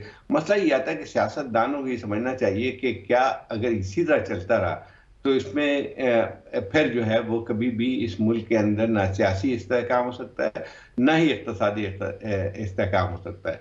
और मैं अभी तक मुझे तो नहीं लगता है कि किसी भी जानिब से ये रियलाइजेशन मौजूद है। ऐसा लगता है कि बातचीत के लिए बातचीत की जा रही है और उसके आगे नहीं आती। अगर संजीदगी का मुजाहरा करना है तो सबसे पहले तो बुनियादी तौर पर हुकूमत का फर्ज ये बन के आता है। देखें इस किस्म के जो आपने तादाद लोगों को बंद किया हुआ है बगैर किसी मुकदमात के, ऐसे बहुत सारे लोग हैं, यास्मीन राशिद भी हैं, दूसरे और लाहौर में बहुत सारे ऐसे लोग हैं जिनके ऊपर आपने तकरीबन 2 साल से आपने उनको बंद किया हुआ है, लेकिन उस पर कोई मुकदमा नहीं चल रहा है। फिर दुनिया में कहीं भी तारीख में ऐसा नहीं होता है कि मिलिट्री ट्रायल्स किया जाए लोगों का, सिविलियंस का। जब आप मिलिट्री ट्रायल्स करते हैं तो इसका मतलब ये हुआ कि आपके जो एक लिहाज से सिविल इदारे हैं वो नाकारा हैं। तीसरे एक और सबसे बड़ी बात यह है कि जो हुकूमत ने किया है और सबसे बड़ी कदगन लगाई जमहूरियत पे और आइंदा सिविलियन अथॉरिटी पे, वो है ये 26वीं तरमीम जो है। अगर 26वीं तरमीम को अगर गौर से देखें तो आपको नजर आएगा कि इस वक्त जुडिशरी जो कि एक अहम पिलर होती है, 3 सुतून जो कहलाते हैं रियासत के, उसमें अहम सुतून दरिया का होता है, उसको आप जो है उसकी तमाम जो है वो ख़त्म कर देते हैं ताकत को और उसकी पावर्स को बिल्कुल सल्ट कर लेते हैं और कोशिश ये करते हैं कि वो एग्जेक्टिव के ताबे हो जाए। लेकिन उनको ये रियलाइज नहीं होता है कि इस किस्म की तरामीम जो है आगे चल के मतलब अनान जो क़यादत आती हैं वो या ऐसी ताकतें होती हैं उनके लिए सबसे बेहतर ये मौका होता है कि अब इसी किस्म की देखें कोर्ट अगर आप बनाते हैं जिसमें अपनी मर्जी से लोग भरते हैं तो बहुत आसानी के साथ कल कोई और ताले आज़मा यहाँ पे कब्जा करता है तो उसके लिए तो कोई मुश्किल काम नहीं होगा कि इन कोर्ट से अपने लिए फैसला करवा लें। तो मैं ख्याल ये कि ये चीज़ कभी भी हमारे सियासतदान समझ नहीं सकते हैं या समझते भी हैं तो वक्ती तौर पे जो इक़्तिदार की हविस होती है उसके लिए जो है सारी चीज़ें कर डालते हैं। आपने बड़ी खूबसूरत बात की कि ये मुज़ाकरात सिर्फ बातचीत आगे बढ़ाने के लिए, क्योंकि दोनों तरफ से सीरियसनेस नज़र नहीं आ रही। एक तरफ खान साहब की जानिब से जो चार्टर ऑफ डिमांड की बात की जा रही है वो यही है कि खान साहब को और जिस तरह यास्मीन राशिद साहिबा हैं, शाह महमूद कुरैशी साहब हैं, तमाम तरह असीरान को रिहा किया जाए। दूसरी तरफ वो बयान देते हैं कि हम कोई डील नहीं करेंगे। सो अल्टीमेटली मुज़ाकरात में तो कुछ ना कुछ ले और दे वाली पॉलिसी होगी। अगर उनको रिहाई भी मिलती है तो कुछ ना कुछ बैक स्टेप उनको भी लेने पड़ेंगे। बस अभी देखिए डील तो 2 चीज़ होती है। डील का मतलब क्या होता है? मैं तो बुनियादी तौर पर इसके खिलाफ हूँ। डील तो नहीं है बल्कि आपको चीजें तय करनी है जिसके जरिए ये एक निज़ाम चल सके। डील और ना डील की बात तो कोई होनी नहीं चाहिए। इसमें डील क्या होती है? डील का मतलब तो ये हुआ कि कुछ लो और कुछ दो, तो ये फिर मसले का हल नहीं होता है। मसले का हल ये होता है कि आप उन चीजों को दुरुस्त करें जाके वो एक सिस्टम चल सके और सिविलियन अथॉरिटी जिसकी हम सुप्रीमेसी की बात करते हैं वाकई सिविलियन सुप्रीमेसी कायम हो सके। तो फिर ये चीज़ आती है, इसमें डील की बात नहीं होती है। इसमें सवाल ये पैदा होता है क्या ये दोनों सियासी जमातें इस बात पर मुत्तफिक हैं कि आगे एक सिविलियन सुप्रीमेसी या पार्लियामेंट को एक ताकतवर बनाए जो कि इलेक्शन के जरिए वजूद में आती है। ये बुनियादी चीज़ों पे बात होनी चाहिए। ये नहीं होनी चाहिए कि हमें फिर क्या मिलेगा, तुमको क्या मिलेगा या फलाना क्या मिलेगा। ये चीज़ नहीं है। असल मसले की तरफ जब तक हम तवज्जो नहीं देंगे तो मुज़ाकरात क्या होंगे। मुझे नहीं लगता है कि मुज़ाकरात कहीं पे भी किसी तरह कोई भी रुख इख्तियार कर सकते हैं। अच्छा जाहिद साहब, अभी आपने मिलिट्री कोर्ट्स के हवाले से बात की थी, तो आप क्या समझते हैं जिस तरह से अभी हम अमेरिका की एक किस्म की मुदाखलत ही है, जिस तरह से वो बयानात दे रहे हैं और कह रहे हैं कि उनको रिहा किया जाए, आप समझते हैं कि अगर मिलिट्री कोर्ट वाला मामला खान साहब तक जाता है तो फिर प्रेशर आएगा? देखिए अगर या अभी भी जो है उसको छोड़ें कि इमरान खान साहब पे ट्रायल होता है या नहीं होता है, अभी भी अगर आप 85 लोगों को सजाएं दी गई है उसके ऊपर आपने देखा है कि बैन-अ-क़वामी तौर पे उसका रिएक्शन भी हुआ है और उसकी वजूहात भी है। देखिए पाकिस्तान भी सिग्नेटरी है कि जो है रूल ऑफ लॉ के तहत तो जब भी हम किसी कन्वेंशन के जो है हम एक लिहाज से सिग्नेटरी होते हैं, तो फिर हम पे वही चीज़ लागू होती है। तो ये सवालात जो है मैं नहीं समझता हूँ कि पाकिस्तान के मसाइल का हल किसी गैर मुल्क की ताकत की मदाखलत से हो सकते हैं। वो सही है, वो नहीं है। लेकिन बात यह है कि जो तशवीश का इजहार किया है मुख्तलिफ ममालिक ने, तो उसको भी हमें समझना चाहिए कि देखें, एक ये मिलिट्री कोर्ट को या जो एक लिहाज से जो हम जिसको कहते हैं जस्टिस का एक निज़ाम जो होता है, उसका तो एक लिहाज से बैनुल-अक़वामी एक मेयार होता है। जब आप उस मेयार को तोड़ेंगे, फिर आपको ये भी जैसे यूरोपियन यूनियन के साथ हम जीपीएस प्लस में है, तो इसका मतलब ये हुआ कि जब हम जीपीएस में हम आए तो हमने उन तमाम शराइतों को भी मंजूर किया था जो कि बुनियादी हैसियत रखते हैं, मतलब रूल ऑफ लॉ और इंसानी हुकूक के हवाले से जितनी बातें थी वो हमने तस्लीम की थी। तो अगर हम इसको कहें कि वो हमारे पर मदाखलत कर रहे हैं, तो ये गलत बात होगी, क्योंकि आपने उन शराइत के ऊपर आपने जीपीएस 1 हासिल किया था। और इसी तरह से जो है तो मतलब ये है कि इस किस्म की अगर हम कार्रवाइयाँ करते हैं तो खुद ब खुद बैनुल-अक़वामी मदाखलत की राह हमवार करते हैं। तो पहले तो हमको ये सोचना चाहिए अपने मुल्क के नुक्ता नज़र से कि अगर आप इस किस्म के फैसले लेते हैं, चाहे मिलिट्री कोर्ट के हवाले से, जब आप अदलिया को ख़त्म करने की 26 अमेंडमेंट पर भी यही रिएक्शन आया था। तो जब आप इस किस्म के इक़दामात करते हैं तो खुद आप दावत देते हैं बैनुल-अक़वामी ताकतों को कि वो आप पे मदाखलत करें। अगर आप एक मुल्क चलता रहता है, जमहूरी तर्ज पे चलता है, तो किसी की हिम्मत नहीं हो सकती है कि वो आपसे बात कर सके कि ये करो और ना करो। तो हमने ऐसे मौके क्यों देते हैं कि जो है दूसरी हमारी बदकिस्मती यही आती है कि हम जब भी हमारी हुकूमतें आती हैं, जो भी होती हैं, उसका हमेशा कभी वाशिंगटन की तरफ देखते हैं, कभी कहीं देखते हैं। इसी तरह से जो है हम यहाँ बजाय इसके पार्लियामेंट में बात करें, हम रावलपिंडी की तरफ तवज्जो देते हैं। तो मसला ये आता है कि फिर हम कहाँ पे हैं, आज़ादी कहाँ पे हमारी। तो ये एक बुनियादी चीज़ बन के आती है कि ठीक है, मुदाखलत नहीं होनी चाहिए। मुझे खुद शर्मिंदगी होती है कि जब कोई गैर मुल्क की ताकत की तरफ से ये बात आती है कि यहाँ पे ये गलत हो रहा है, ये गलत होता है, तो एज ए पाकिस्तानी हम सबको ऊपर एक शर्मिंदगी का बात होती है। लेकिन बुनियादी चीज़ ये होती है कि अगर हम अपना तमाशा बनाते हैं तो फिर जो है तमाशा देखने वाले जो हैं वो बहुत सारे नजर आएंगे आपको। बिल्कुल ऐसी है। जाहिर साहब, thank you so much for joining us. ज़ाहिर हुसैन साहब हमारे साथ मौजूद थे, सीनियर तज्ज़िया निगार, जो कि मुल्की सियासत के ऊपर तबसरा कर रहे थे और बड़ी इन डिटेल उन्होंने डिस्कशन किया है। और हमें अल्टीमेटली मिल बैठ के फैसला करना होगा। और जो उनकी बात का लुबे लुबाब था वो यही था कि जमहूर को मजबूत होना होगा, पार्लियामेंट को मजबूत होना होगा, हमें किसी और ताकत की तरफ नहीं देखना चाहिए। ख़वातीन हज़रात, यहाँ पर वक्त हो चाहता है एक न्यूज़ ब्रेक का। न्यूज़ ब्रेक के बाद वापस हाजिर होते हैं। Stay with us.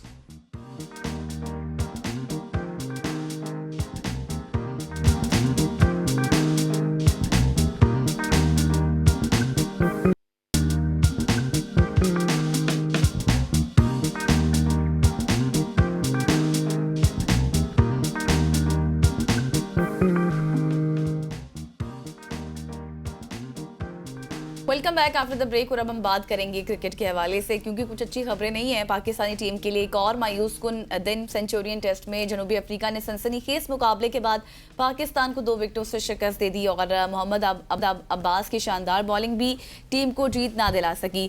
सीरीज में 1-0 की बढ़तरी के साथ जनूबी अफ्रीका जो है वो जीत गया है और इसके साथ साथ वर्ल्ड टेस्ट चैंपियनशिप के फाइनल में भी जगह बना ली है। क्या पाकिस्तानी टीम अपनी कारकर्दगी बेहतर कर पाएगी? अगला इम्तिहान केप टाउन में होगा। आइए पाकिस्तानी टीम की कारकर्दगी के हवाले से हम बात करेंगे आज। बिल्कुल ऐसी हमारे साथ सीनियर स्पोर्ट्स जर्नलिस्ट बदियुज़्ज़मान साहब मौजूद हैं।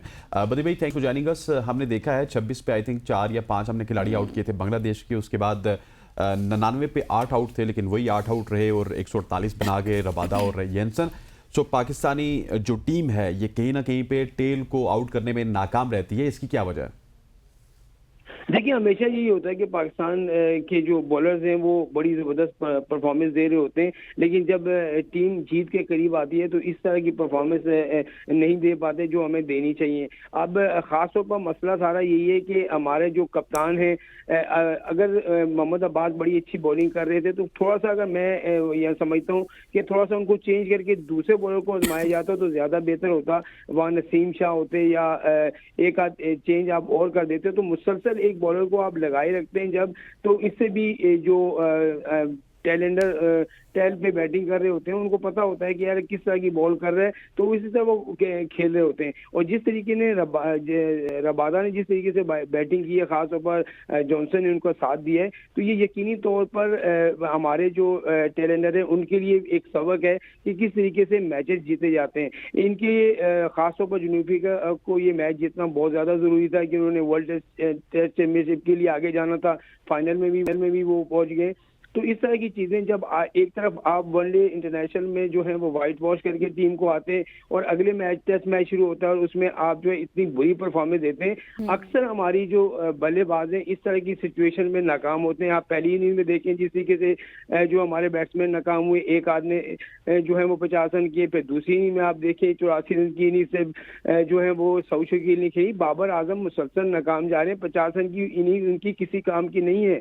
देखिए हम ये कहते हैं कि चलें एक मैच हो गया, 2 मैच हो गए, 5 मैच हो गए, 10 मैच हो गए, मुसलसल जब आप नाकाम होते हैं, इनके 2 साल के बाद आपका 50 हुआ है टेस्ट क्रिकेट में, तो अब वो वक्त आ गया कि आप थोड़ा सा बाहर बिठा के इनको ये बताएं कि आपकी रिप्लेस में दूसरे खिलाड़ी बैठे हुए हैं। लेकिन हम मुसलसल एतमाद किए जा रहे हैं जिसकी वजह से हमें नुकसान भी हो रहा है। अब टेस्ट चैंपियनशिप है, इसके बाद अगर आप दूसरा टेस्ट भी अल्लाह करे हम जीत जाएं और सीरीज तो बराबर करें, अगर दूसरे टेस्ट में भी इस तरह की परफॉर्मेंस रही तो फिर आप चैंपियंस ट्रॉफी खेलेंगे इसके बाद तो उससे जाएंगे। तो ये आप सारा एतमाद खो देते हैं, प्रेशर आपके ऊपर आ जाता है, कप्तान जब उसके हाथ पांव भूल जाते हैं, जब इस तरह की सिचुएशन होती है, बॉलर्स हमारे वो परफॉर्मेंस नहीं दे पाते।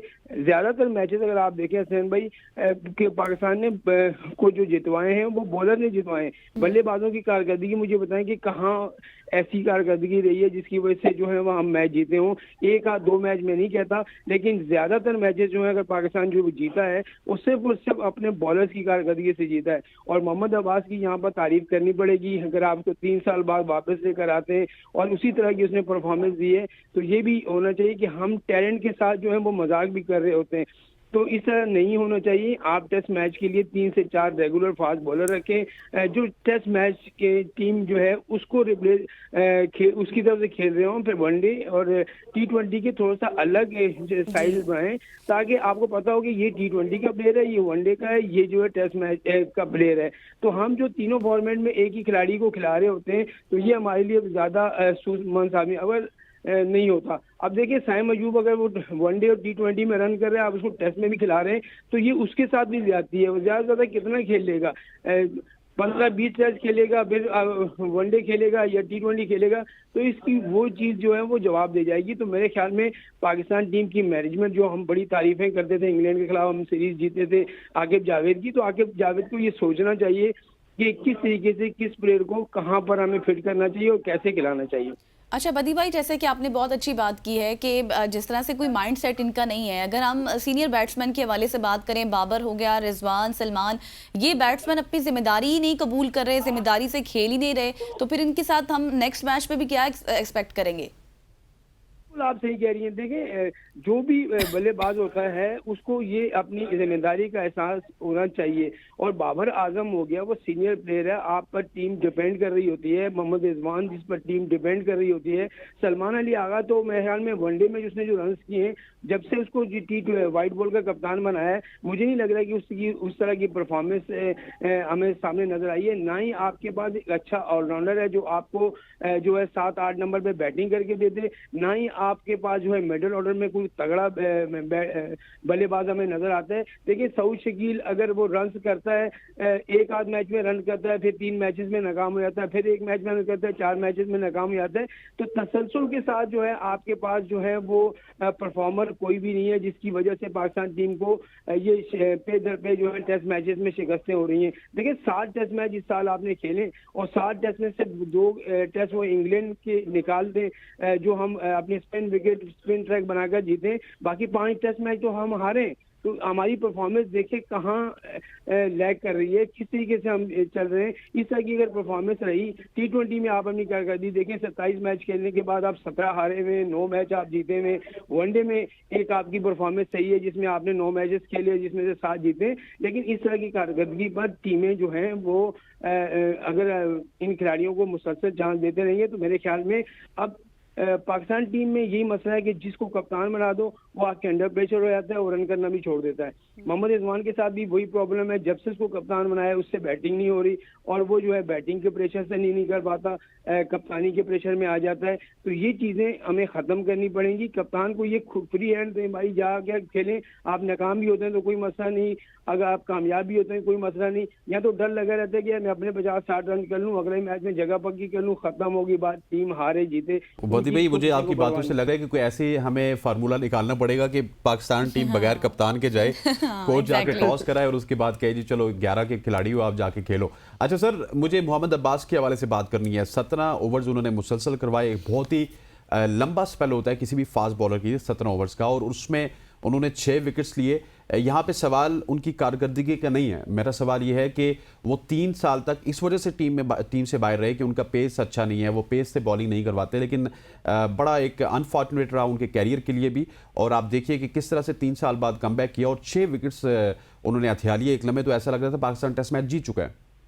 बिल्कुल आप सही है हसैन भाई। मेरी जब मोहम्मद अब्बास कराची में थे तो उनसे मेरी बात हुई थी, तो उन्होंने खास तौर पर कहा था कि बहुत सारी क्योंकि वो इंग्लैंड में आपको मालूम है काउंटी खेल रहे थे और काउंटी में मुसलसल वो आउट कर रहे थे, तो उन्होंने कहा जरूरी नहीं है कि मैं अगर 140 या 142 से गेंद करूं तो मैं आउट कर लूंगा।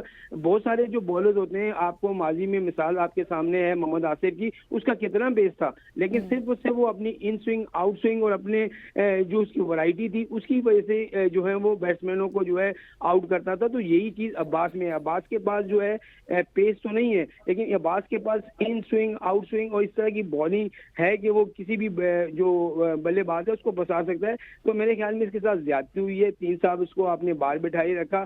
इस तरह की कंडीशन में जब ऑस्ट्रेलिया आप जाते हैं, जनूबी अफ्रीका जाते हैं, न्यूजीलैंड जाते हैं, तो इसी तरह के बॉलर जो हैं वो कामयाब होते हैं, ना कि 145-46 वाले जो हैं वो आपको बॉलर काम आते हैं। अभी 100-150 वाला आपका बॉलर भी था जो मुसलसल नाकाम रहा, जो न्यूजीलैंड में कितना वो पिटे। सिर्फ एक सीरीज में हम कह देते हैं कि हारिस रऊफ ने बड़ी अच्छी बॉलिंग की, लेकिन अक्सर जो है वो 150-152 की स्पीड या 148 की स्पीड से मार ही खाते हुए हमें नजर आए। तो यहाँ पर सिचुएशन के हिसाब से जो भी फास्ट बॉलर होगा वो विकेट को देखकर उसके मुताबिक गेंद करेगा, तो वही जो है वो बॉलर कामयाब होता है। ये नहीं कि हमारे पास तेज विकेट है तो हम उसको बाउंसर ही मारते रहें या उसको अपनी स्पीड को भी दिखाते रहें, ये चीजें नहीं होती। देखिए कंडीशन को समझना पड़ता है। आप मिसालें आप अगर आप दूसरे टीमों की बॉलर से ले लें, ऑस्ट्रेलिया के बॉलर की ले लेंगे, जिस तरीके से वो विकेट को यूज करते हैं, हमारे पास इस तरह का कोई बॉलर नहीं है जो विकेट को सही तरीके से यूज कर सके या कप्तान इसको बता सके भाई यहाँ पर इतनी पेस की जरूरत नहीं है, यहाँ हमें वैरायटी की जरूरत है। तो बहुत सारी चीजें हमें देखनी पड़ेंगी। अब जब आप वापस आएंगे तो आपको ये थोड़ी बहुत जो है ना, जो आपके जो हेड कोचेस हैं, जो आपकी मैनेजमेंट है, 1-2 कामयाबियों के बाद हम तो इतनी तारीफें करना शुरू कर देते हैं, उनको मुबारकबाद के पैगाम देना शुरू कर देते हैं। भाई खेलने दें। किसी भी मुल्क में ऐसा नहीं होता कि एक सीरीज जीतें और उससे जो उनके चेयरमैन या उनके वजीर आजम या उनके फलां जो है उनको मुबारकबाद देने शुरू कर दें। उनको खेलने दें, उनका काम ही खेलना है भाई।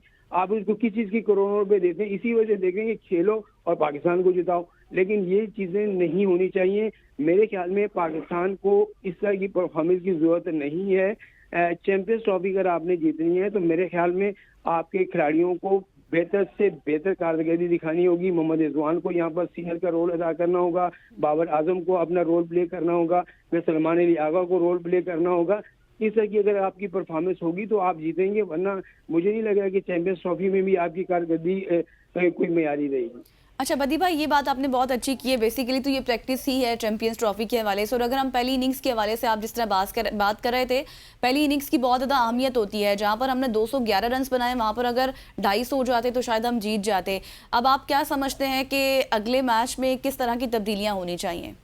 देखिए आप, हमारे यहाँ तो यही तो एक लम्हा फिक्री है कि जब हम हारते हैं ना तो हम ये कह देते हैं यार 25 रन छोड़ते, 30 रन छोड़ते या 20 रन छोड़ते, ये बना लेते हैं, जीत जाते। भाई बैट्समैनों का काम क्या होता है, हर तरह की सिचुएशन में जब आप इंटरनेशनल क्रिकेट खेल रहे होते हैं तो आपके पास एक्सक्यूज खत्म हो जाता है, क्योंकि आपने इंटरनेशनल प्लेयर हैं और इंटरनेशनल हर जगह हर कंडीशन में आपको खेलना पड़ता है।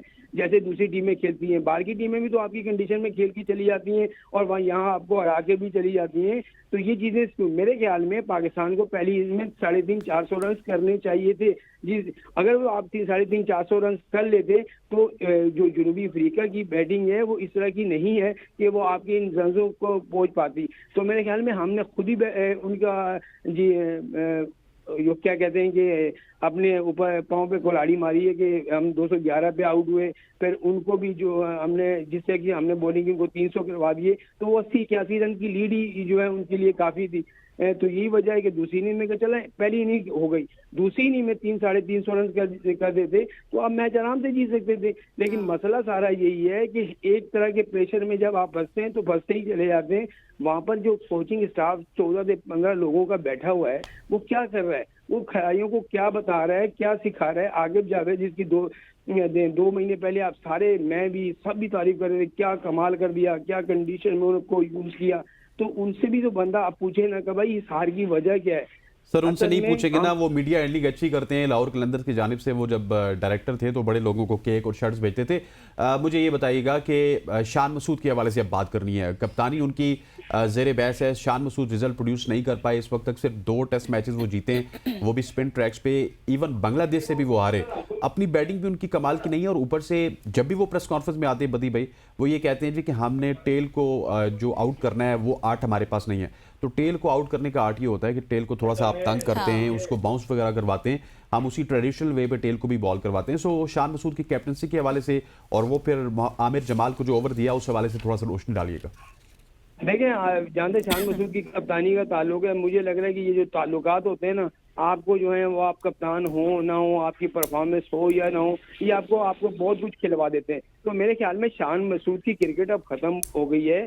उसको जो है जिस तरीके से दूसरी टीमों के खिलाड़ी करते हैं, वो समझते हैं कि अब हमसे टेस्ट क्रिकेट नहीं खेली जाती। वो खुद ही कह देते हैं बोर्ड से जी कि हम रिटायर होने, हम जा रहे हैं, अल्लाह हाफिज। लेकिन हमारे यहाँ कोई भी प्लेयर ऐसा नहीं है जिसने कभी भी ये बोला हो जी कि मैंने टेस्ट मुकम्मल कर लिया अपनी क्रिकेट, अब मैं जा रहा हूँ और मेरी जगह आप दूसरे किसी को भी जो है खिलाएं। लेकिन आप रिप्लेस में किसी खिलाड़ी के लिए एक जो है ना वो बोझ बने हुए हैं, आप उसको हट जाए।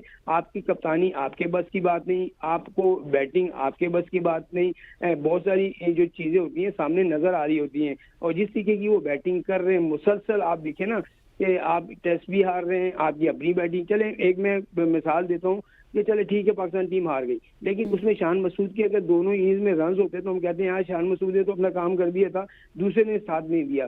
तो यही वजह होती है, जब बाबर रन करता था तो हम उसमें क्या करते थे, यार बाबर अकेला रन तो कर देता था 70-80 रन, लेकिन साथ उसका देने वाला कोई नहीं होता था।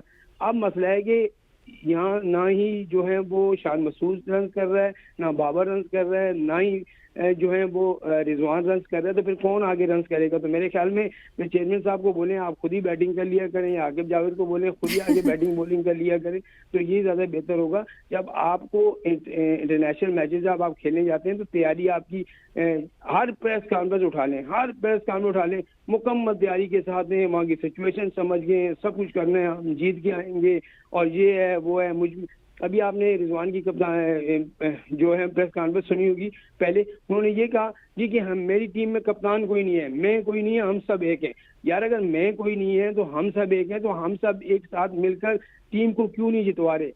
ये तो मेरा तो ये सवाल है कि हम जितवा क्यों नहीं रहे? दूसरी टीमें भी तो जीत रही हैं, हम क्यों नहीं जीतते?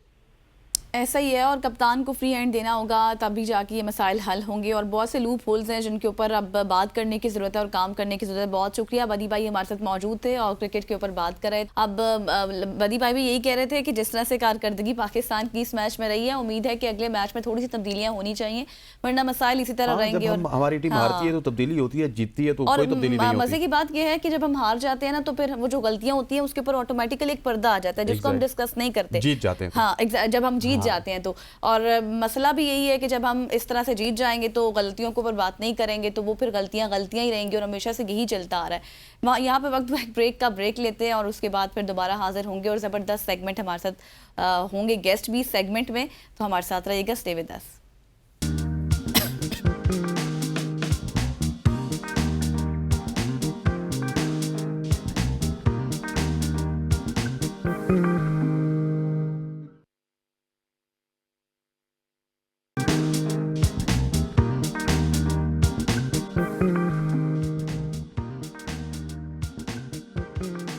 Welcome back to show. अब हम ख़वातीन की बात करेंगे, जहाँ पे पाकिस्तान में ख़वातीन की सेहत के मसाइल को अक्सर नज़रअंदाज किया जाता है, ख़ासतौर पे अगर कुदरती आफात के दौरान बात की जाए, क्योंकि ऐसे जब मसाइल होते हैं तो फिर ख़वातीन को हम समझते हैं हमारी सोसाइटी में थोड़ा सा इग्नोर किया जाता है। जी हाँ, और ऐसा ही है कि एक नौजवान खातून ने ना सिर्फ इस मसले को समझा बल्कि इस पर अमली इक़दाम भी किए हैं। और आज के प्रोग्राम में हम एक ऐसी मुतासिर कुन शख्सियत से मुलाकात करने जा रहे हैं और आपकी भी मुलाकात करवाने जा रहे हैं, जिन्होंने अपनी ज़िंदगी का एक अहम मिशन के लिए जो है वक्फ कर दिया अपनी ज़िंदगी को। बुशरा मानूर पाकिस्तान की एक बाहिम्मत पीरियड राइट्स एक्टिविस्ट हैं और ये माहवारी जस्टिस की बानी भी हैं, जो एक ग्रास रूट्स मूवमेंट है। और इनकी काविशों को ना सिर्फ पाकिस्तान बल्कि बैनुल-अक़वामी इंटरनेशनल जो स्टेज है उस पर भी सराहा जा रहा है। और बुशरा ने 2024 में डियाना अवार्ड्स, 2023 में वुमेन्स लीडरशिप अवार्ड और ग्लोबल यूथ चैंपियन अवार्ड हासिल किया। वो एशिया पैसिफिक के 50 मुमताज़ रहनुमाओं में भी शामिल हैं। और इसके साथ साथ हम बुशरा से ही जान लेते हैं कि मजीद क्या कारकर्दगी है बुशरा की और कौन कौन से अवार्ड्स जो हैं उन्होंने अपने नाम कर लिए हैं। Bushra, thanks for being on the you. कैसी हैं आप? मैं बिल्कुल ठीक ठाक। Thank you for having me as well. Thank you. अच्छा बुशरा, सबसे पहले तो हमें ये बताएं कि ये माहवारी जस्टिस और ये डियाना अवार्ड, सबसे पहले तो आपको बहुत इतना मुबारक कि आपने डियाना अवार्ड्स अपने नाम किया है। ये बताइएगा कि ये 2022 से ही आपने स्टार्ट कर लिया था सोशल वर्क या फिर उससे पहले से ही आप काम कर रही थी? बहुत शुक्रिया। माहवारी जस्टिस का एज एन ऑर्गेनाइजेशन हमने आगाज़ 2022 के सैलाब के दौरान किया, क्योंकि उस वक़्त मैं खुद भी यूनिवर्सिटी में पढ़ रही थी, अभी अपना बैचलर्स कर रही थी।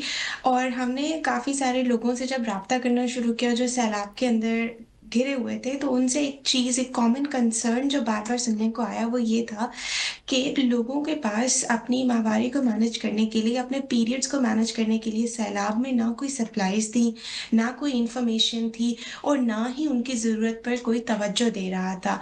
उनकी इस तरह की ज़रूरियात, जिस तरह हम देखते हैं सैलाब और के अंदर ख़वातीन को तो ख़ास तौर पर भुला दिया जाता है और इस तरह की ज़रूरियात जिनको टैबू समझा जाता है या फिर शर्म की वजह से हम जिस तरह माहवारी या पीरियड्स के ऊपर बात नहीं कर पाते, तो कुदरती आफात के अंदर इन मसलों को तो बिल्कुल इग्नोर कर दिया जाता है। उस वक़्त हमने माहवारी जस्टिस का आगाज़ किया इस मकसद से कि वो लोग जो सैलाब ज़दा या फिर किसी भी आफात के अंदर मुब्तला हैं, उन तक हम जो ज़रूरी अशिया है वो पहुँचाएँ, लेकिन विद अ बिगर पर्पस के इस तरह से हम पहुंचाएं ताकि आइंदा आने वाले दिनों में हुकूमत और जो फलाही अदारे हैं वो भी इसको बहुत ही अहम ज़रूरत समझें और अपने एड का एक इंटीग्रल पार्ट बनाएं। That's very great Bushra. और वैसे हम एक्सपेक्ट ये कर रहे थे कि बड़ी कोई सीनियर खातून होंगी, उनसे ये बात करेंगे, लेकिन आपने बड़ी कम उम्र में इस मोमेंट का आगाज़ किया। और कहाँ से आपको ये समझ आई कि ये मसले मसाइल प्रिवेल करते हैं और मुझे इस पे काम करना चाहिए?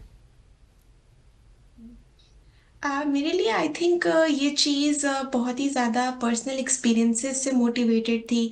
मैं खुद अटक में बड़ी हुई, जो कि एक छोटा सा शहर है केपी और पंजाब के दरमियान।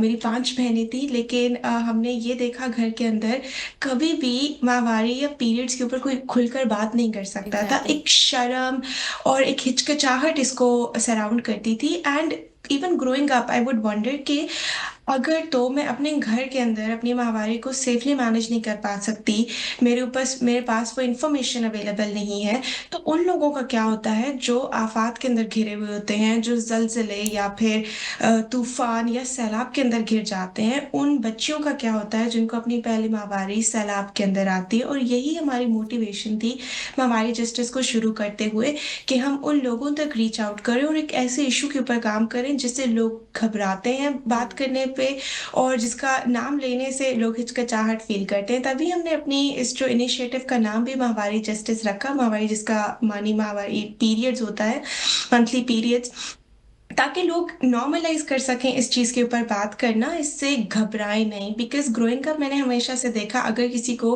पीरियड्स को रेफ़र भी करना है तो वो कहते थे कि मेरे महीने का वो टाइम आ गया है, मैं बीमार हूँ, मेरी तबीयत ठीक नहीं है। और सबसे जो मुझे ऑफेंड करती थी वो बात ये कि लोग कहते हैं कि मैं नापाक हूँ। तो आपकी माहवारी आपको नापाक नहीं करती। और इस लफ्ज़ को इस्तेमाल करना अपने नाम के लिए हमारे लिए ये बहुत अहम था कि हम इसको नॉर्मलाइज कर सकें, ना सिर्फ माहवारी की कॉन्वर्सेशंस को बल्कि लफ्ज़ माहवारी को, क्योंकि माहवारी किसी को नापाक नहीं करती। अच्छा बुशरा, बहुत ज़बरदस्त बात आपने की है। मुझे ये बताइएगा कि ये जिस तरह आपने कहा कि सैलाब में ख़वातीन जो है बुला दिया जाता है उनको, और जिस तरह से ख़वातीन खुद भी इस चीज़ को बुला देती हैं, इसके ऊपर इतना गौर नहीं किया जाता, तो आपको नहीं लगता कि थोड़ा सा अवेयरनेस का भी इशू है, तो इसके ऊपर भी आप काम कर रही हैं? बिल्कुल, बिल्कुल। ये अवेयरनेस का एक बहुत बड़ा मसला है।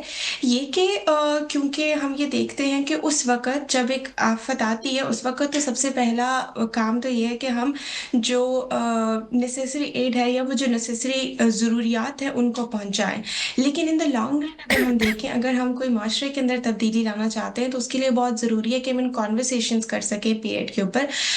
इसके लिए माहवारी जस्टिस हर महीने डिफरेंट स्कूल्स के अंदर जाके हम वर्कशॉप्स कराते हैं, छोटे-छोटे बच्चों पे बात करते हैं, लड़के और लड़कियां दोनों से, कि माहवारी क्या होती है, ये एक नेचुरल प्रोसेस है, आप इसको कैसे मैनेज कर सकते हैं, अगर आपको कहीं घर से बाहर हैं, आपको पीरियड्स आ जाते हैं, तो आप क्या कर सकते हैं, इसको किस तरह से डील कर सकते हैं। इसके अलावा मैंने खुद भी एक किताब लिखी है जो कि एक कॉमिक बुक है बच्चों के लिए, और वो सुपर हीरोज़ के थ्रू ये स्टोरी बताती है कि आप अपनी माहवारी को कैसे मैनेज करें, क्या डूज़ और डोंट्स हैं, क्या तरीके हैं जिसकी वजह से आप अपना एक सस्टेनेबल पीरियड गुजार सकते हैं। इसके साथ-साथ हम जो है इस काम पे भी कोशिश करते हैं कि हम माहवारी एजुकेशन को फ़न बनाएँ, क्योंकि बहुत टैबू टॉपिक है और लोग अभी भी बात नहीं करते। तो हम रैप गाने बनाते हैं इसके ऊपर, अच्छा। और बच्चों के साथ गेम्स खेलते हैं ख़ास तौर पे, ताकि वो जो एक झिझक है, हिचकिचाहट है, हम उसको ओवरकम करके एक ओपन कन्वर्सेशंस कर सकें। That's very brilliant. अच्छा, मुझे ये बताइएगा कि माहवारी जस्टिस सिस्टम के तहत अभी तक आपने कितने मंसूबों पे काम किया और क्या पाइपलाइन पे आपके मंसूबे हैं इस हवाले से? जी। सबसे ज़्यादा तो हम जो काम करते हैं वो एडवोकेसी है, जिसके अंदर ये वर्कशॉप्स शामिल हैं, बच्चों के साथ स्कूल्स में काम करना शामिल है। हमारा एक फ्लैगशिप एम्बेसडर प्रोग्राम है जिसके साथ हम यूनिवर्सिटी के तलबा को अपने साथ जोड़ते हैं, ताकि अपनी यूनिवर्सिटी और अपने इलाकों में वो एक सेफ माहवारी हब्स बना सकें और उसके ऊपर माहवारी के ऊपर काम कर सकें। इसी के अलावा हम जो है इस साल हमने एक माहवारी मेला मुनक्कद किया मीरपुर ख़ास के एक छोटे से गाँव फ़ज़ल मोहम्मद कपरी के अंदर। वहाँ पर हम काफ़ी अरसे से पिछले 2 साल से काम कर रहे थे, और इस बार हमने सोचा कि जो है मेंस्ट्रुअल हाइजीन का डे होता है, आलमी दिन, उसके ऊपर हमने इस चीज़ के ऊपर सोचा कि हम काम करें कि why not celebrate it and why not show कि हम किस चीज़ के ऊपर काम कर रहे हैं और उसके बारे में हम खुल के बात कर सकें। तो बच्चों ने हमारे साथ जो है बात की, खुल के इसके ऊपर अपनी एम्स बताए कि वो आगे क्या कर सकती हैं, और इसके साथ-साथ हम जो है रीजनल जो तरीके हैं उनको इस्तेमाल करते हैं। फॉर एग्ज़ाम्पल हमारे सिंध के अंदर जो मच कचहरी इस्तेमाल होती है और एक बड़ा पॉपुलर सर्दियों के अंदर एक कस्टम है, तो उसको हम इस्तेमाल करते हैं अपने छोटे-छोटे गाँवों के अंदर, जिसके हम औरतों को इकट्ठे करें, वो अपनी बॉडी के ऊपर, अपनी रिप्रोडक्टिव हेल्थ के ऊपर खुल के बात कर सकें। इसके अलावा हम कम्युनिटी जो है सेटअप्स भी करते हैं, जिसके अंदर हम डॉक्टर्स को, गायनेकोलॉजिस्ट को लोगों के साथ मिलाते हैं, ताकि ये अपने रिप्रोडक्टिव हेल्थ के इशू बिला हिचकिचाहट पूछ सके, क्योंकि अक्सर खवातीन डॉक्टर के पास तो नहीं जा सकती, तो हम एक वो जो मोबिलिटी का प्रॉब्लम है उसको सॉल्व करने की कोशिश करें, ताकि डॉक्टर्स को और कम्युनिटी वर्कर्स को उनके पास ले जा सकें। अच्छा बुशरा, आखिर में ये बताएं कि जिस तरह से आप इतनी इंस्पायर हैं, इतने ज़बरदस्त आपने काम किए और इसके साथ आप किताब भी लिख चुकी हैं, रैप्स भी बनाते हैं, इंगेज भी करती हैं, आप अपनी स्टडीज़ के बारे में आखिर में बताती जाएं कि क्या कर रही हैं आप? मैं मास्टर्स कर रही हूँ ग्लोबल डेवलपमेंट पॉलिसी के अंदर, जो कि एक इरास्मस मंडर्स का प्रोग्राम है। ये मास्टर्स में स्कॉलरशिप पे कर रही हूँ, और इस वक्त जो है मैं इटली के अंदर मौजूद हूँ। मेरा 3rd सेमेस्टर चल रहा है। काफ़ी मुश्किल हो जाता है कभी-कभी स्टडीज़ को और अपने काम को मैनेज करना, बट ये है कि हमारी एक बहुत ही सपोर्टिव टीम है, बहुत सारे लोग करते हैं काम, और माहवारी जस्टिस का काम बिल्कुल मेरा अकेला तो पॉसिबल ही नहीं था अकेले करना। तो इन लोगों की वजह से हम आज यहाँ पे खड़े हैं और इतना इम्पैक्ट बना रहे हैं, और फ्यूचर में भी इंशाल्लाह करते रहेंगे। Thank you so much Bushra for joining us. You are doing superb, keep it up. और इसी तरह करें अपने लिए भी, सोसाइटी के लिए भी, और इस तरह के काम यकीनी तौर पे बहुत खुशी होती है जब ऐसी जनरेशन, फेम अल्फाज में कहें, दिल जिगरे का काम होता है कि जिसको एक टैबू समझा जाता है उसके ऊपर आप इस तरह के फलाई काम करें। खवातीन नौज़ात, यहाँ पे वक्त हो जाता है एक शॉर्ट सी कमर्शियल ब्रेक के बाद वापस आएंगे तो गजल के फेवरेट सेगमेंट एस्ट्रोलॉजी के हवाले से बात करेंगे। स्टे विद अस।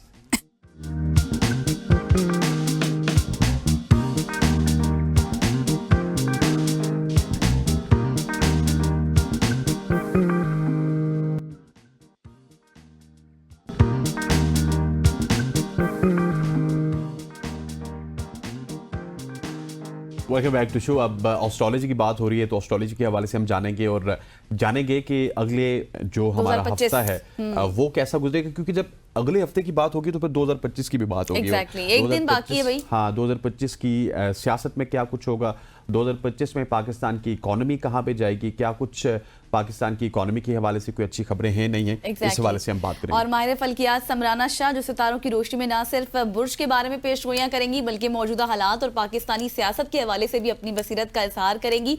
आइए समराना से जानते हैं कि कैसा होने वाला है हमारा 2025। समराना शाह हमारे साथ मौजूद है। वेलकम समराना, सुबह की सोच में आपको खुश आमदीद कहते हैं। सबसे पहले तो ये बताएं कि 2025 में एक दिन बाकी है, क्या कुछ प्रेडिक्शंस है पाकिस्तान के हालात के ऊपर? जी वालेकुम अस्सलाम एंड बहुत शुक्रिया आप लोगों का मुझे इनवाइट करने का और इस हवाले से जानने का। अगर 2025 में देखें तो मैं खास तौर पे पाकिस्तान के लिए जो ये ईयर है ना, ये बड़ा प्रॉस्पेरिटी का ईयर है। ये बड़ा एक जिसे कहते हैं ना कि पाकिस्तान की ट्रेडिंग में बड़ा अच्छा, क्योंकि ऑब्वियसली सबसे पहले तो हमारे लिए पाकिस्तान इम्पोर्टेंट है, तो पाकिस्तान के लिए जो है 2025 बड़ा लकी साबित होने वाला है। ट्रेडिंग के हवाले से बैरून मुल्क हमारे जो ताल्लुकात हैं उस हवाले से बड़ा अच्छा होने वाला है। महंगाई जो है वो अल्हम्दुलिल्लाह जो है वो कम होने वाली है। लोग जो तंग थे बहुत ज्यादा, वो अब थोड़ा उनको रिलीफ इस मामले में मिलने वाला है। और पाकिस्तान वैसे भी अगर देखा जाए तो काफी जो है वो सेफ जोन में 2025 के हवाले से है। हाँ, इस हवाले से थोड़ी जो मजहबी तंजीमें हैं या कुछ इस तरह का, इस हवाले से थोड़ी हसल बसल जो है वो नजर आपको आएगी। शायद 2025 में भी वो काफी आपको एक्टिव नजर आएंगी। लेकिन हाँ जी, काफी सियासी तब्दीलियां भी रोनुमा हो सकती हैं 2025 में पाकिस्तान के हवाले से। अच्छा समराना, इससे पहले कि हम स्टार्स की तरफ जाएं, 3-4 सवाल मैं और गजल आपसे करना चाहते हैं 2025 के हवाले से। सबसे पहला तो थोड़ा सा नोटी सा क्वेश्चन है, बिलावल दूल्हा बनेगी या प्राइम मिनिस्टर? जी देखें, उनके स्टार्स तो काफी स्ट्रॉन्ग हैं, लेकिन अभी दूल्हा बनने के जो चांसेस है ना वो काफी मुझे तो दूर लगते हैं। अगर तो वो डिसीजन ले लेते 2024 में तो फिर तो वो बन सकते थे, लेकिन अब जो है उनका जो दूल्हा बनने का जो सेरेमनी है वो मुझे थोड़ा लेट लगती है। लेकिन चांसेस पावर में आने के, मैं ये नहीं कहूंगी कि कोई प्राइम मिनिस्टर बनेंगे, लेकिन काफी पावर में आने के चांसेस लगते हैं। अच्छा, बिलावल के हवाले से तो आपने बताया, अब इमरान खान के हवाले से भी बता दें, क्योंकि लोग ये सुनना चाहते हैं और जानना चाहते हैं, क्योंकि बातें तो यही हो रही हैं कि शायद 2025 जो उनकी रिहाई का साल होगा। इस साल के आगाज में समराना हमें ये माहिर फल्कियात वाले बता रहे थे कि वो नवंबर तक या फिर दिसंबर तक बाहर आ जाएंगे। अब दिसंबर भी चला गया लेकिन खान साहब जेल में ही है। So बेसिकली जब भी पोजीशन बन रही, अभी प्लान पोजीशन इतनी स्ट्रांग बन रही है लिब्रा के लिए, जितने भी लिब्रा है, बिकॉज खान साहब का जो ज़ोडिएक साइन है वो लिब्रा है, तो प्लैनेट पोजीशन फुल सपोर्ट कर रही है उनको। मार्च में भी उनको सपोर्ट कर रही है, जून जुलाई में भी उनको सपोर्ट कर रही है। लेकिन ये बात तब हल हो सकती है जब खान साहब खुद जो है नेगोशिएशन पे आए, या फिर इस मामले में बातचीत जो है एक्सेप्ट कर ली जाए। और मैं, अगर मुझे तहरीक इंसाफ वाले सुन रहे हैं, या फिर प्लीज मेरा मैसेज उन तक पहुंचा दे कि अगर इस टाइम पे उन्होंने कोई ऑफर कबूल ना की तो फिर मजीद और लंबा टाइम जो है वो चल सकता है, या फिर घर पे भी नजरबंदी की शायद उन्हें ऑफर हो जाए। तो इस मामले में वो गौर फरमाए। एक छोटा सा क्वेश्चन मेरा भी है कि क्या आपको वो पावर में आते हुए नजर आ रहे हैं कहीं पे? सर अभी नहीं, अभी इस मामले में अभी नहीं, लेकिन वैसे उनकी जिंदगी में अगर देखा जाए तो दूसरी दफा पावर में आते हुए दिखेंगे आप। अच्छा, दूसरी दफा पावर में आते हुए दिखेंगे आपको। अच्छा, आखिरी सवाल करते हैं फिर हम स्टार्स की तरफ चलते हैं। चैंपियंस ट्रॉफी हो रही है 2025 के दूसरे ही महीने में पाकिस्तान में। सो पाकिस्तान इसका डिफेंडिंग चैंपियन भी है। 2017 में हमने सरफराज की क़यादत में चैंपियंस ट्रॉफी का फाइनल इंडिया से जीता था। अब क्या चांसेस है, कौन सी टीम जीत रही है पाकिस्तान में? सर मैंने, यकीन करें, इस बारे में अभी वैसे टैलेंट नहीं किया हुआ। अच्छा, खैर तो मैं इसलिए मैं इस पे कमेंट नहीं करना चाहूंगी। लेकिन अगर एक चीज मैं जरूर कहूंगी, मैंने पहले भी कहीं पे ये बात कही है कि अगर तो जो हमारे मोहम्मद रिजवान साहब हैं उनको कैप्टनशिप दी जाए, बिकॉज ये मैंने वो तो कप्तान है, वो तो कप्तान है। समराना, आपकी बात सुन के उनको कप्तान बना दिया गया है। नहीं, आपकी बात सुन के उनको कप्तान बना दिया गया 2 महीने पहले। सर अगर कैप्टन वो बनते हैं तो काफी जो है कौम वो बन गए समराना, वो कप्तान है हमारे 2 महीने से। सर सॉरी, मैं बिल्कुल क्रिकेट चलें, कोई आउट बात ऑफ क्रिकेट हूँ। सही ठीक हो चले गया। अपने आप स्टार्स की जाने बढ़ते हैं। सबसे पहले स्टार कौन सा है हमारा? एरीज। एरीज, अगर सर एरीज की बात की जाए तो ये 2025 में बहुत जो है फाइनेंशियली ग्रोथ करते हुए नजर आएंगे। अगर न्यू एंटरप्रेन्योर्स हैं, बेस्ट टाइम इनका चल रहा है, इन्वेस्ट करें, न्यू बाइंग करें, बाहर के लिए अप्लाई किया है। मैं कहती हूँ सबसे अगर अच्छा टाइम चल रहा है तो इस वक्त एरीज का टाइम चल रहा सही। है। अपनी जो है लेजीनेस सिर्फ स्किप कर दे तो जबरदस्त हमारे एरीज जो हैं वो इस टाइम पे जा रहे हैं। सही। दूसरा स्टार जी हसनैन का है, टॉरस। उसके हवाले से क्या प्रेडिक्शन है 2025 कैसा होने वाला है हसनैन का? जी टॉरस तो मैं कह रही हूँ हसनैन साहब तो इस टाइम पे अगर जितने भी टॉरस हैं वो मिट्टी को हाथ लगाएंगे तो वो भी सोना उगलेगी। ये बात है। टाइम अच्छा आज जी, हमें मिट्टी को हाथ लगाना है। मैं गजल को हाथ लगा दे तो ये सोना बन जाए ताकि मेरा जो है ना गुजारा हो जाए। जी बहुत अच्छा टाइम चल रहा है टॉरस का। सबसे बेस्ट टाइम इस टाइम पे जो है, इतने टाइम के बाद आपके लिए बेस्ट टाइम आया। जॉब स्विच करना चाहते हैं आप, न्यू बिजनेस स्टार्ट करना चाहते हैं आप, बाहर जाना चाहते हैं तो फुल जो है प्लैनेट पोजीशन स्ट्रांग हुई हुई है, आपको फुल सपोर्ट मिली हुई है। बस आप प्रैक्टिकली इन्वॉल्वमेंट जो है अपनी दिखाएं, बाकी टाइम जो है वो ये टाइम तो बेस्ट जा रहा है आपके लिए। क्या बात है समराना, आज आपने मेरा दिल दिन खुश अच्छा कर कर दिया दिया है। चलते हैं जेमिनाइज की जानिब। जी जेमिनाई के लिए बड़ी अच्छी सपोर्ट बनी हुई है। जैसे जेमिनाई अगर सोशल मीडिया रिलेटेड है तो फाइनेंशियली जो इस टाइम पे रिस्क लेना चाहते हैं ना, वो इस टाइम पे बिला झिझक जो है वो रिस्क लें और न्यू चीजें स्टार्ट करें। बहुत अच्छा टाइम जेमिनाइज का भी चल रहा है। सही। और कैंसर के हवाले से क्या प्रेडिक्शंस हैं? जी अगर कैंसरियन को देखा जाए तो काफी टाइम से जो है ना ये काफी डार्क जोन में थे, बिकॉज मैंने बताया था कि 2024 में जितने चांद गिरन सूरज गिरन है तो सबसे ज्यादा सेंसिटिव वाटर साइन होते हैं।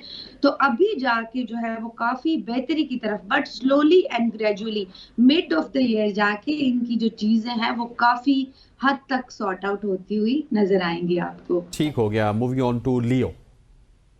लियो जो है वो कहते हैं ना हमारे लीडर्स लाइन ये लियो भी जो है वो काफी शाइन करते हुए दिख रहे हैं, सिवाय एक मसला जो उनको शायद फैमिली मैटर्स या फिर लव लाइफ में जो है वो प्रॉब्लम क्रिएट हो जाएंगे। बाकी अदरवाइज अगर देखें तो सेफ जोन में फाइनेंशियली ग्रोथ करते हुए दिख रहा है और काफी जो है वो अच्छी पोजीशन में लियो दिख रहे हैं। Let's talk about Virgo. Virgo जो है उनको काफी अच्छा टाइम चल रहा है, लेकिन थोड़ा कैलकुलेटिव रहना पड़ेगा। जैसे है कि पैसा जाया नहीं करना, इसको आप थोड़ा सोच समझ के जो है वो यूटिलाइज करेंगे तो ज्यादा आपके लिए जो है वो बेहतर होगा। वर्गो जितने भी है, बाकी अगर ओवरऑल देखा जाए तो प्लान पोजीशन जो है वो अच्छी है, स्ट्रांग है। ठीक हो गया। अब बढ़ते हैं आगे लिब्रा की जानिब।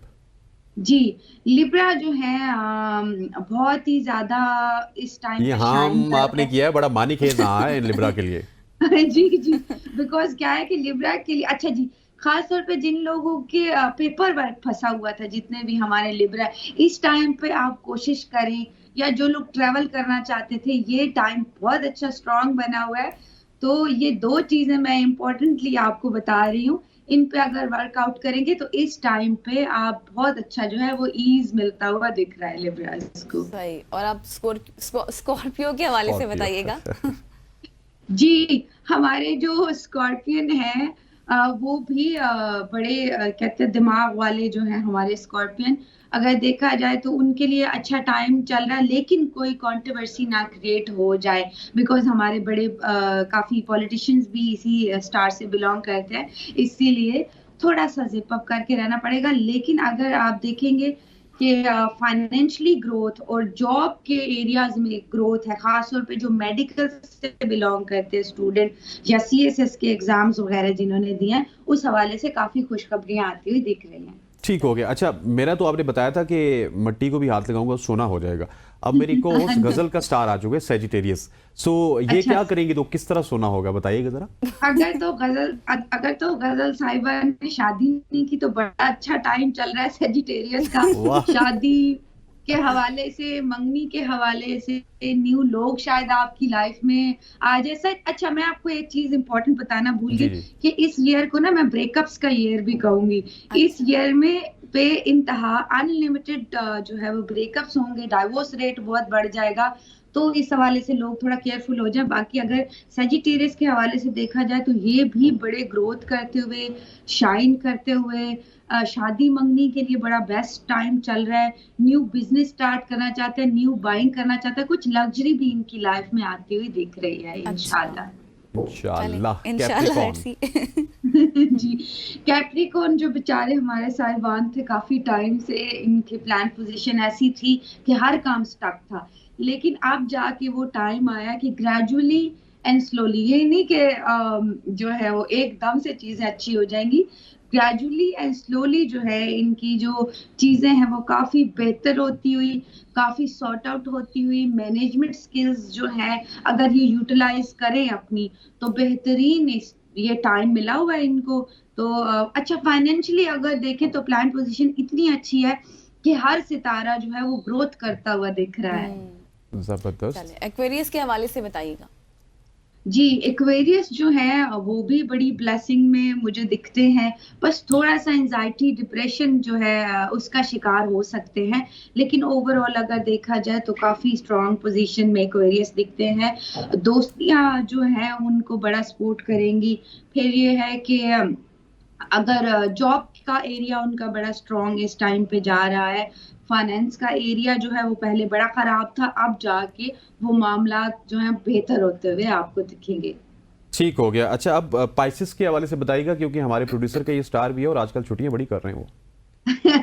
अच्छा जी, मैं पाइसेस को पता क्या कहती हूँ, सबसे ज्यादा ख्याली पुलाव बनाने वाले। और अच्छा सर, एक बात मैं बताऊं, मेरे भी बड़े अच्छे दोस्त हैं। बहरहाल ये है कि जो पाइसेस होते हैं वो ख्याली पुलाव बड़े बनाते हैं, वो शेख चिल्ली वाला हलवा बड़ा होता है, लेकिन अच्छा मैं अब वो टाइम आ गया पाइसेस के लिए कि रिस्क ले, जैसे डरते हैं ना कि पैसे वैसे नहीं लगाने, तो अब वो टाइम आ गया। अब जो है आप रिस्क ले, अपनी लाइफ में आप रिस्क ले, तो बहुत ही अच्छा जो है आप ग्रोथ करते हुए नजर आएंगे। खास तौर पे फॉरेन रिलेटेड अगर कोई बिजनेस करे तो वो बहुत अच्छी जो है अपॉर्चुनिटीज इस टाइम पे मिल सकती हैं आपको। समराना, आपने तो दबे अल्फाज में अवैध साहब को और पाइसेस को ये कह दिया कि डर के आगे जीत है, जरा डर को साइड पे रखो और कूद जाओ जिस पे कूदना चाहते हो आप। अच्छा जी, ये जो स्टार्स का सिलसिला ये तो खत्म हुआ, आप समराना से कॉल पे पूछ भी सकते हैं 051-890-1008 और दूसरा हमारा नंबर है 051-2624-946। इन दोनों नंबर्स पे आप कॉल कर सकते हैं, समराना से बहुत कुछ पूछ सकते हैं। जब तक आपकी कॉल्स नहीं आती तो हम समराना को थोड़ा सा उलझाए रखेंगे 2025 में। समराना, हमारी जो इन्फ्लेशन रेट है वो बहुत ज्यादा बड़ा, हमारी इकोनॉमी कोलैप्स हुई 2023-24 में। अब 2025 में जिस तरह आपको और पॉजिटिविटी नजर आती है, मुल्क की इकोनॉमी के हवाले से क्या कुछ पॉजिटिव खबरें? क्योंकि अभी फिलहाल तो मौजूदा हुकूमत तो कहती है कि मुस्बत अशारी है इकोनॉमी की, आगे क्या होगा? जी बिल्कुल, जैसे कि मौजूदा हुकूमत ने बात की है तो इस पे जो है वो काफी आपको रिलीफ देखने को मिलेगा और काफी जो है वो चेंजेस आपको देखने को जो है वो मिलेंगे इंशाल्लाह जी। अगर ओवर द वर्ल्ड देखा जाए तो मे बी ट्रबलेंस पैदा हो सकती है, लेकिन पाकिस्तान के हवाले से देखा जाए तो 6-7 महीने तो मैं कहती हूँ कि काफी सही है और काफी बेहतरीन गुजरेंगे। सही, इकोनॉमी आपको बेहतर होती हुई नजर आ रही है। इसके साथ आपने हमें चैंपियंस ट्रॉफी के हवाले से भी बताया, इमरान खान के हवाले से बताया, बिलावल भुट्टो के हवाले से बताया। ये हुकूमत चलती हुई नजर आ रही है, ये भी पूछ लेते हैं। यही मैं सवाल पूछने वाली थी उनसे। समराना बताइएगा, ये हुकूमत चल पाएगी? जी अगर तो मुझे काफी तब्दीलियां दिखती हैं, बिकॉज जुपिटर या सैटर्न पोजीशन जाके 2025 में जून जुलाई में अपनी पोजीशन बदल रहे हैं। तो अगर तो जून जुलाई तक ये गवर्नमेंट स्टे करती है तो ये अपना ड्यूरेशन पूरा करके जाएगी। इस बीच में अगर तब्दीलियां रोनमा होती हैं तो ये भी पॉसिबिलिटी शायद ना रहे। मतलब बट फिर भी 70% चांसेस हैं कि ये अपना ड्यूरेशन पूरा करके जाए। नेक्स्ट 6 मंथ्स तो आपने समराना एकदम फिर इन पे कदगन लगा दी कि 6 महीने आपने गुजारने किसी न किसी तरह से। अच्छा, एक और इशू बढ़ता है हमारे यहाँ when it's comes to India Pakistan के। इंडिया हमारी क्रिकेट टीम की मिसाल ले लीजिए, ना वो यहाँ पे आते हैं ना हम वहाँ पे जाते हैं।